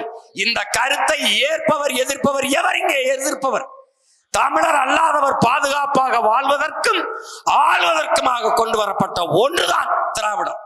திராவிடம் என்ற ஒன்றே கிடையாது. எப்படி பார்த்தாலும் சங்கி, நான் கூட சொன்னேன், சங்கி என்றால் கூட நண்பன் என்ற பொருள் வருது. திராவிடம் என்றால் எப்படி பார்த்தாலும் திருடன் என்றுதான் பொருள் வருது. எப்படி பார்த்தாலும் அந்த சொல்லே தமிழ் சொல்லு இல்ல, அது சமஸ்கிருதம். அப்ப அங்க இருந்த திருட்டு மாடல், அது தமிழ் இல்ல, ஆங்கிலம். எது திராவிட மாடல் ஆட்சி? அது எதிர்க்கணும்னு ஒண்ணு இல்ல. நீ நான் கேட்கிற கேள்வியை சொல்லு. தமிழ் சனியனை விட்டு ஒழியுங்கள். உன் தமிழில் என்ன இருக்கிறது? இப்ப நான் ஒரு தமிழன், இவர் தெலுங்கர் என் நிலத்துல வாழ்றார், இவர் ஒரு கன்னடர் என் நிலத்துல வாழ்றார், இவர் ஒரு மலையாளி, அவர் ஒரு மராட்டி, இவர் ஒரு பீகாரி, இவர் குஜராத்தி, எல்லாரும் என் தாய் நிலத்தில் வாழ்றாங்க. நீ கன்னடர், நீ உன் தாய்மொழி நீ கர்நாடகா. நீ இங்க வந்து உட்கார்ந்துக்கிட்டு உன் தமிழில் என்ன இருக்குன்னு கேட்டா இவர்கள் மொழியிலாம் இருக்கு, என் மொழியில இல்லையாங்கிற கேள்வி எனக்கு வருமா வராது? கேரள கவிஞன், மலையாள கவிஞன் ஆத்தூர் ரவிவர்மா சொல்லுகிறான், உலகத்திலே ஆகச் சிறந்த இலக்கியங்களை தங்கள் தாய்மொழியிலே படிக்கிற வாய்ப்பை பெற்றவர்கள் கிரேக்கர்கள், சீனர்கள், அதையும் தாண்டி இந்தியாவில் தமிழர்கள் என்று சொல்றான். அவன் அடுத்த வரி சொல்றான், அந்த தமிழ் மொழி என் தாய்மொழியின் தாய்மொழி என்பதிலே எனக்கு பெருமை என்று பதிவு செய்யறான். நீ என் மொழியை சனியன் ஒளிங்கிறான். அவன் யாமறிந்த மொழிகளிலே தமிழ் மொழிதல் இனிதானது எங்கும் இல்லை என்றான். இவன் பாப்பா, நீ எனக்கு தந்த எப்படி இருக்கு, எப்படி இருக்கு, எப்படி இருக்கு? என் தாயை இழிவுபடுத்தியவனை தந்தை என்று போற்ற சொல்ற நீ. தமிழ் காட்டுமிராண்டி பாஷை பேசுற நீ யாரு? காட்டுமிராண்டி தானே. தமிழ் முட்டாள்களின் பாஷை பேசுற நீ யாரு? முட்டாள் தானே. நீ முட்டாள் காட்டுமிராண்டியா ஏற்கிறியா? பிறகு இப்ப திருப்பி நீ கூட்டிட்டு வந்தீங்கன்னா, இங்க வாடா அப்படின்னு சொல்ல, இங்க வாடா நீ, என்னது? அப்புறம் எதையாவது தெரிஞ்சு வரணும்ல. காமராஜரை வச்ச, யார் காமராஜர் 10 நிமிஷம் பேசு. வேலுநாச்சியாரை வச்ச, யாரு வேலுநாச்சியார்னு ஒரு 10 நிமிஷம் பேசு. நீ மொத்தமாவே பேச அனுமதி கேட்கறதே 10 நிமிஷம் தான் கேட்கிற, தெரியுமாடா? ஏய், திருச்சியில இந்த போராடல அதுக்கு கேட்கறத 15 நிமிஷம் தான் கேட்டிருக்காப்ல. அரசு இன்னொரு 5 நிமிஷம் பேசிக்கன்னு கொடுத்துருக்குது. இதுக்கே சனிக்கிழமை வரைக்கும் மனப்பாடம் பண்ணணும், நடிச்சு பார்த்து வந்து பேசணும். அடுத்த சனிக்கிழமை சனிக்கிழமை பிக் பாஸ் மாதிரி சனங்கள் வந்து விஜய் வர்றாரு, இதுல வேற வேட்டைக்கு தான் வெளியில வருவியா? நீ வேடிக்கை காட்ட வர்றவனா இருக்க. ஒரு அடிப்படை தெரியுதா உனக்கு? நீ படிச்சிருக்கீல, அடிப்படை தெரியுதா? செத்த மிருகத்தை செத்ததை திங்காத சிங்கம், இதுல இருந்தே உனக்கு தெரியல. அது எந்த காலத்துலயும் வேட்டைக்கு போகாதரா. பெண் சிங்கம் தாண்டா வேட்டையாடி கொண்டாடும், அது செத்ததை தாண்டா முன்னாடி கொண்டாந்து போடும், அதை தாண்டா அது திங்குது. நீ வேடிக்கை பார்க்க வர சிங்கம், வேடிக்கை பார்க்க வர சிங்கமா இல்ல, வேடிக்கை காட்ட வர சிங்கமா இருக்க. கோட்பாட்டு அளவுல தான் எதிர்க்கிறேன், உறவளவுல நீ அண்ணன் தம்பி இல்லைன்னு நம்ம பேசுறோமா, சண்டை போடுறோமா? அப்ப எதிர்க்காம எப்படி? நீ பெரிய எதிரிகளோட மண்ணு கட்டி நான் முன்னேறி போகும்போது வெறும் திரைக்கவர்ச்சி வச்சு மூடலாம் போது ஏறி வந்த ஒரு எளிய மகன் எங்க அண்ணன் கமலஹாசனை குறுக்க விட்டாங்க. அதை அடிச்சு முன்னேறி போகும்போது இவர் வர்றாரு. வரும்போது முன்னாடி நிக்கிறவன்ட்ட என்ன பேசணும்? நல்லா படிக்கணும், பெற்றோர்களுக்கு நல்ல பிள்ளைகளா இருக்கணும், இந்த மது இந்த தீ பழக்கங்கள் இல்லாம இருக்கணும், ஒரு வேலையை தேடிக்கிறங்க, நமக்கு ஒரு காலம் வருது, நம்ம நல்லபடியா ஆச்சு எல்லாம் பேசணும்ல. எவனாவது அவர் பேசுறத உட்கார்ந்து கேட்டு பார்த்திருக்கியாடா? தேட்டர்ல முதல் காட்சி கத்தவன்ல அதேதான். அப்புறம் ஏன எதிர்க்கிறீங்கன்னா, உனக்கு நண்பா நண்பி, எனக்கு தம்பி தங்கைகள், அவன் எதிர்காலத்துக்கு தான் நான் போராடிக்கிட்டு இருக்கேன். அவனை வந்து இப்படி விட்டுறக்கூடாதுன்னு நினைக்கிறேன். அதனாலதான் கத்துறேன். ஏய் இருப்பா, உன் வேலை இல்லப்பா, இருப்பா. நான் இங்க சண்டை போட்டுக்கிட்டு இருக்கேன்லன்னா குறுக்க வரும்போது வேணாடா இவன் வேற ஒரு இதுன்னு வருது. எதிர்க்க வேண்டிய தேவை எனக்கு என்ன வம்பா வருது? நான் கேட்கிற கேள்விக்கு பதில் சொல்லி. இப்போ பாரதிய ஜனதா உன் கொள்கை எதிரி. முதல்ல உன் கொள்கையை சொல்லு, அது எதிரா இருக்கா இல்லையான்னு நான் சொல்றேன்.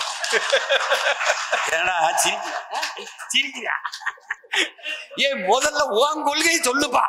என் கொள்கை எதிரி அது இல்லடா கொள்கை. எந்தெந்த கொள்கையில் உனக்கு எதிரி அதான் கொள்கை. திமுக அரசியல் எதிரி. எந்தெந்த அரசியலில் முரண்படுற?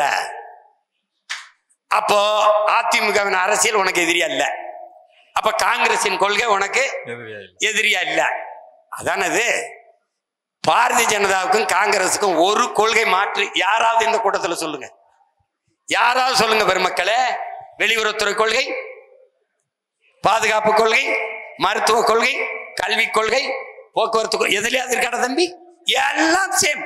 திரும்ப திரும்ப சொல்றேன், பாரதிய ஜனதா காங்கிரஸ், திமுக அதிமுக கொடிகளில் வண்ணம் மாறும், கொள்கையில் எண்ணம் மாறாது. Party change, no policy change. போட்டு குழப்பிக்காத. ரெண்டா பயிலா யோக்கிய பய. இந்த நாட்டிலே தமிழ் தேசிய மக்கள் பெருத்து வாழ்கிற இந்த நாட்டிலே இருக்கிற பல ஆயிரக்கணக்கான பிரச்சனையை தந்தவன் எவன்? ஒன்னு காங்கிரஸ், பாரதிய ஜனதா. அவன் திணித்த போது கைகட்டி வேடிக்கை பார்த்த அனுமதித்தவன் எவன்? திமுக அதிமுக. இந்த 4 பேரை தாண்டி எனக்கு இந்த நாட்டுல பிரச்சனை வந்ததுன்னு யாராவது சொல்லு. இந்த 4 பேருமே திட்டு போய். அப்ப 4 பேருமே அடிக்கணும். என்ன எப்படி கூடுவான்? எப்படி கூடுவான்? திமுக ஆட்சியை ஒழிக்கணும், எல்லாரும் வாங்க ஒன்னா நிப்போம். ஏடிஎம்கே. பிஜேபி உள்ள விட்டுறப்படாது, எல்லாரும் வாங்க ஒன்னா நிப்போம். டிஎம்கே. நான் உங்க 2 பேரையும் ஒழிக்கணும், அதனால நாங்க ஒன்னா நிக்கிறோம். எப்படி நிக்கிறோம்? நம்பர் 1. ஒரு கட்சியை ஒழிக்கிறதே கொள்கையா இருக்க முடியுமாடா? ஒழிச்சிட்டு நீ என்னடா பண்ணுவ? நபிகள் நாயகம் என்ன சொல்றாங்க நமக்கு? தீமையை எப்படி ஒழிப்பீர்கள் நபிகளாரே? நன்மையை வைத்துத்தான். திமுகவுக்கு மாற்று இன்னொரு திமுக அப்படி இருக்க முடியும்? நெருப்பை வைத்து எப்படி அணைக்க முடியும்? அங்க ஒரு தண்ணி தேவைப்படும். ஊழல் லஞ்சத்துக்கு எதிராக சுமாரான ஊழல் லஞ்சம் இல்லை, அங்க உண்மையும் நேர்மையும் தான் மாற்றா இருக்க முடியும். அதை தான் நாம சொல்றோம். நீ அப்படி எதையுமே சொல்லாம வந்து இப்பதானே வந்திருக்காருன்னு, இப்பதுக்கு வர அப்புறமா வா, நான் இவங்களை முடிச்சுக்கிறேன், இப்ப எதுக்கு வரணும்னு சொல்லு தம்பி. முதலமைச்சர் ஆவது அல்ல லட்சியம். முதலமைச்சராகி நான் என்ன செய்ய போகிறேன் என்பதுதான் இலக்கு, லட்சியம். இப்ப அண்ணன் சொல்றேன்ல, எல்லாருக்கும் ஏழை பணக்காரன் தாழ்ந்தவன் உயர்ந்தவன் என்ற பாகுபாடின்றி அனைவருக்கும் சரியான சமமான தரமான கல்வி இலவசம். உலகத்தரத்திற்கு. உலகத்தரம்னா என்ன? உலகத்திலே கல்வியிலே முதலிடத்தில் இருப்பது தென்கொரியா, 2வது ஜப்பான், 3வது சிங்கப்பூர், 4வது ஹாங்காங், 5வது பின்லாந்து. இந்த 5 நாடுகளை தாண்டி ஆகச் சிறந்த கல்வியை என் நாட்டு பிள்ளைகளுக்கு நான் கொடுப்பேங்கிறேன். இது என்ன? என் லட்சியம். என் லட்சியம். ஏடா தம்பி, உலக தரத்திற்கு மருத்துவத்தை என் மக்களுக்கு கொடுப்பேன். அரசு மருத்துவமனைங்கிறது இன்னைக்கு பிணறுப்பு மார்ச்சோரி கூட மாதிரி இருக்கு. இல்லை, நட்சத்திர விடுதி போல சிங்கப்பூர், மலேசியா, லண்டன், மற்ற நாடு, அரபு நாடுகள்ல எப்படி மருத்துவமனை இருக்கோ அந்த தரத்துக்கு தூக்கிட்டு வருவேன்றேன். இது என் கனவு. படித்தவன் படிக்காதவன் அனைவருக்கும் அரசு வேலை கொடுப்பேன். இனி படிக்காதவர்களே இல்லை என்ற நிலையை என் தாய் நாட்டில் உருவாக்குவேங்கிறது. இது ஒரு கனவு, இது ஒரு இலக்கு, இது ஒரு லட்சியம். காரணம், கண்கள் வழி நடத்தி என் கால்கள் பயணிக்கல, என் கனவு வழி நடத்தி என் கால்கள் பயணிக்கல. அதை புரிஞ்சுக்கணும். இது என் கனவு இல்ல, பல 100 ஆண்டுகளா என் முன்னோர்கள் தூக்கி சுமந்த கனவு. பழனி பாபா கனவு, காகிதம் இல்லத்து கனவு, எண்ணுயிர் தலைவன் பிரபாகரன் கனவு, இது நம் முன்னோர்களின் கனவு. முறை செய்து காப்பாற்றும் மன்னவன் மக்களுக்கு இறை என்று வைக்கப்படும். உருவசியும் ஓவா பிணியும் செருவகையும் சேராது இயல்வது நாடு. மணி நீரும் மண்ணும் மலையும் அணிநிழல் காடும் உடையது அரண். குடிதலி கோலோச்சும் மாநில மன்னன் அடிதலி நிற்கும் உலகு. இதெல்லாம் ஒரு அரசாட்சி எப்படி செய்யணும்னு நமது முன்னவன் வள்ளுவ பெருமானார் வகுத்து தந்த மறை. அந்த மறையின் வழியிலே ஒரு ஆட்சி. இப்படி ஒண்ணும் இல்லாம வந்துட்டு இது என்ன ஓட்டா, இது என்ன நம்ம எதிரிகளுக்கு வைக்கிற வேட்டா, இது என்ன நாம் கோட்டைக்கு போகிற ரூட்டா, நான் சாப்பிட்டேன் புரட்டா வரட்டா காட்டுறேன் டாட்டா, இப்படியாடா டே என்னது ஏண்டா இவ்வளவு பேரு பேசுறீங்க, இவ்வளவு கேள்வி கேட்கிறீங்க. இன்னும் எத்தனை ஆயிரம் கேள்விகள் வந்தாலும் எதிர்கொள்கிற ஆற்றலை என் இன முன்னோர் வரலாறு எனக்கு வழிகாட்டியிருக்கு. நீங்க எதிர்த்து எடி வச்சுக்கிட்டு இந்த இடத்தில் கையை தூக்கவும், இந்த இடத்தில் ஆவேசமாக பேசவும், இங்கேனா டப்பிங் தட்டுற டப்பிங் பேசுற மாதிரி அப்படி பேசக்கூடாது. சொந்த பேரையே மதுரை கிழக்கு விஜய், மேற்கு விஜய், எவனோ சொல்லியிருக்கான். உசிலம்பட்டியில கல்லர்கள் இருக்காங்க, அவங்க எல்லாம் கொஞ்சம் வீரமா இருப்பாங்க அப்படின்னா உசிலம்பட்டி விஜய். என்னது ரெண்டே பேருக்கு தான் போட்டி, ஒன்னு டிவிக்க இன்னொன்னு டிஎம்கேன்னு. ரெண்டு பேரும் ஒரு பொம்பளை டிஎம்கேல திருடி இருக்கா, இன்னொரு பொம்பளை டிவிக்கேல திருடி. இங்க ஒரு டீம் மாஸ்டர். அண்ணனை அமைதியா போகும்போது விட்டுறணும். நான் கொஞ்ச நாள் பொறுத்தேன், சும்மா வாய தோண்டும் போது அப்புறம் வெளுக்க வேண்டியதானே. பெரியார் கொள்கை வழிகாட்டின்ல எந்தெந்த கொள்கையை எடுத்துக்கிட்டான்னு கேட்டேன். அது சொல்லு, நல்லா இருக்கேன், நானும் பின்பற்றிக்கிறேன். என்ன வேணும்னாப்பா செய்யறேன், வேணும்னா செய்யறேன். டேய் வேற ஆளா இருந்தா ஒண்ணு தற்கொலை பண்ணி செத்துருப்பான், இல்லைன்னா கொலை பண்ணிட்டு ஜெயிலுக்கு போயிருப்பான், பைத்தியமாயி பைத்தியக்கார ஆஸ்பத்திரிக்கு போயிருப்பான். இந்த மகனுக்குள்ள இருக்கிற உறுதியை தந்தவன் பிரபாகரன் என்ற பெருந்தலைவன், என் முன்னோர்கள். நான் என்னடா உயிரோட போராடிட்டு இருக்கேன், போராடி செத்தவங்கடா அவங்கெல்லாம். நீ வந்து போயிட்டு என்னென்ன இது இவர் அப்படின்ன, இதை தாண்டி ஒரு அரசியல் எடுத்து வை. நல்லா பேசுறாப்லையே தம்பி, நம்மளே ஆதரிக்கலாம். முகத்தை பார்த்து என் முகம்தான் போடுங்க ஓட்டு. 5 வருஷம் கழிச்சு இந்த மூஞ்சி கேவலமாய் போகும். என் முகத்தை பார்க்காதீர்கள், நான் முன்வைக்கிற கருத்தை பாருங்கள். அதான என் மதத்தை பார்க்காதீர்கள், அதை கடந்து நாங்கள் முன்வைக்கிற மானுடத்தை பாருங்கள், உயிர்மை நேயத்தை பாருங்கள். அப்படிதானே பார்க்கணும். அதை பேசாம சாதியை பார்க்காதீர்கள், நாங்கள் எங்களின் சாதிக்க துடிக்கிற அந்த எண்ணத்தை பாருங்கள். அப்படிதானே வைக்கணும். நோம்பு கஞ்சி குடிக்க நீ எந்த கட்சி வந்தாலும் இந்த அடிதான். என்ன தெரியுமா, எங்க மச்சனை என் தம்பி எல்லாம் மச்சான் வா மச்சான் இப்பதான் இருக்குன்னு, யாருமே வரலன்னா நான் வரேன். எல்லாரும் வந்து குடிக்கிறான். ஒரு எங்க அண்ணன் இறந்து போயிட்டா, நம்ம அண்ணன் பார்க்கட்டேன்னு அந்த ஒரு நாள் முஸ்லீம்லாம் ஏன்னா இந்த போராட்டத்துக்கு வரலன்னு, நீ வேற மானத்தை கிடைக்காம சும்மா அப்படின்னா ஒரு நாள் முஸ்லீம் ஒரு நாள் மட்டும் வருவாங்க. அதுதான் தவறு. நான் என் தம்பி எல்லாம் வந்து நீ வான்னு, நான் இப்பவும் சொல்றேன், என் மக்களின் உணவுக்கானவன் இல்ல, அவர்கள் உணர்வுக்கானவன், உரிமைக்கானவன், அவர்களுக்கு உயிரானவன். அதனால நான் போய் இந்த ஒரு நாள் இப்தார் விருந்துல போய் பங்கேற்று சார் சாப்பிடுறதுக்கான ஆள் இல்லை. நான் கடைசியா சார் ஒரே ஒரு கேள்வி. இறைவன் நாடினால், அது அன்னைக்கு சொல்லிட்டேன், மெரினால இருக்கிறதே இடிக்க போறேன், அப்புறம் அங்கே போய் அன்னைக்கு எங்க அண்ணன் தடாரம் கேட்ட போது கடற்கரையில இல்ல, எங்க அண்ணன் பிறந்த ஊர்ல எங்க ஒரு அடக்கம் செய்யப்பட்டிருக்கோ அந்த இடத்துல மிகப்பெரிய நினைவு மண்டபம் கட்டி அண்ணனுடைய பேச்சுகளை எப்ப போனாலும் கேட்கலாம்ங்கிற மாதிரி திரையிட்டு வசதியோட அந்த டிஜிட்டல் எண்ணியல் திரையோட அது செய்யறேன்னு நான் சொல்லிட்டேன். கடற்கரை தான், யாருக்கும் கல்லறை இல்லை. இருக்கிற கல்லறைகள் ஒரு நாள் இரவில் இல்லை. அண்ணன் ஓட்டுக்கானவரா இருந்தாருன்னா இந்த உங்க கேள்விக்கு சரின்னு சொல்லியிருப்பாரு உங்களை சமாதானப்படுத்துறதுக்கு. அவர் ஓட்டுக்கானவர் இல்ல, நாட்டுக்கானவர். கடற்கரை தான், கல்லறை தான். அது தனியா இருக்குன்னு இது தனியா இருக்கு. கடைசி கேள்வியா இருக்கு. ஒரே ஒரு கேள்வி. வக்ஃபுடைய விஷயங்கள் எல்லாமே நீங்க தெளிவா பதிவு பண்ணியிருக்கீங்க. இந்த வக்ஃபுடைய விஷயத்தில் சொத்துக்கள் அதிகமாக இருக்கு. அந்த சொத்துக்கள் கீழே தமிழகம் 234 தொகுதிகளாக இருந்தாலும் கூட இந்த 234 தொகுதிகளிலும் இருக்கக்கூடிய அனைத்து மஸ்ஜிதுகளில் மத போதகர்களாக இருக்கக்கூடியவர்களுக்கு நீங்கள் அரசாணை இறைவனுடைய உதவியோடு நீங்கள் நிச்சயமாக அமர்வீர்கள். அந்த மத போதகர்களுக்கு நீங்கள் உரிய அரசு ஊதியங்களை உங்களுடைய ஆட்சியில் அது வலுவாக ஆக்கப்பட்டு அது நிறைவு செய்யப்படுமா என்பதுதான் என்னுடைய கேள்வி. இல்லை, இதே கேள்வி அன்னைக்கு அண்ணன் தடா ரஹீம் இதுலையும் வச்சாங்க. உறுதியா செய்வோம், உறுதியா செய்வோம், உறுதியா செய்வோம். இந்த கோரிக்கையை என் தம்பி என்கிட்ட பேசினான். நாங்க 2 பேரும் பேசிக்கிறோம்ல, அண்ணன் இப்படி ஒரு சிக்கல் இருக்கு, சரி விடு செஞ்சிருவோம், அவ்வளவுதானே. எனக்கு தெரியாது இங்க இருக்கிற இமாம்களுக்கு இந்த நம்ம குரான் ஓதுகிறவர்களுக்கு அரசு ஊதியம் கொடுப்போம், அதுல என்ன இருக்கு உங்களுக்கு, நீங்க கவலைப்படாதீங்க, அரசு பணியா மாத்துவோம். அண்ணன் அவர்களுக்கு ரொம்ப நன்றி. எங்களுடைய கோரிக்கைகளை ஏற்றுக்கொண்டதற்கு. விரைவில் உங்களுடைய ஆட்சியில் நாங்கள் காத்திருக்கிறோம். எங்களுடைய கோரிக்கை இல்ல, நம்ம கோரிக்கையை நிறைவேற்ற, நம்ம கோரிக்கையை நிறைவேற்ற.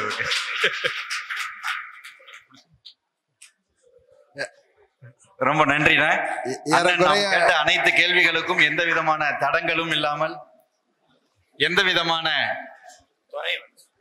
தடுமாற்றமும் இல்லாமல் தெளிவான கருத்துக்களோடு நமக்கு பதிலளித்திருக்கிறார்கள். நாம் அனைவரும் அண்ணனுக்கு நன்றி சொல்ல கடமைப்பட்டிருக்கிறோம். ஜஸாக்குமுல்லாஹு ஹைரன் கஃபீரா. எல்லாருக்கும் என்னுடைய பேரன்பும் நன்றி. தமிழ் தேசிய இஸ்லாமிய மறுபடியும் இன்னொரு நல்ல சூழல்ல சந்திப்போம். வணக்கம்.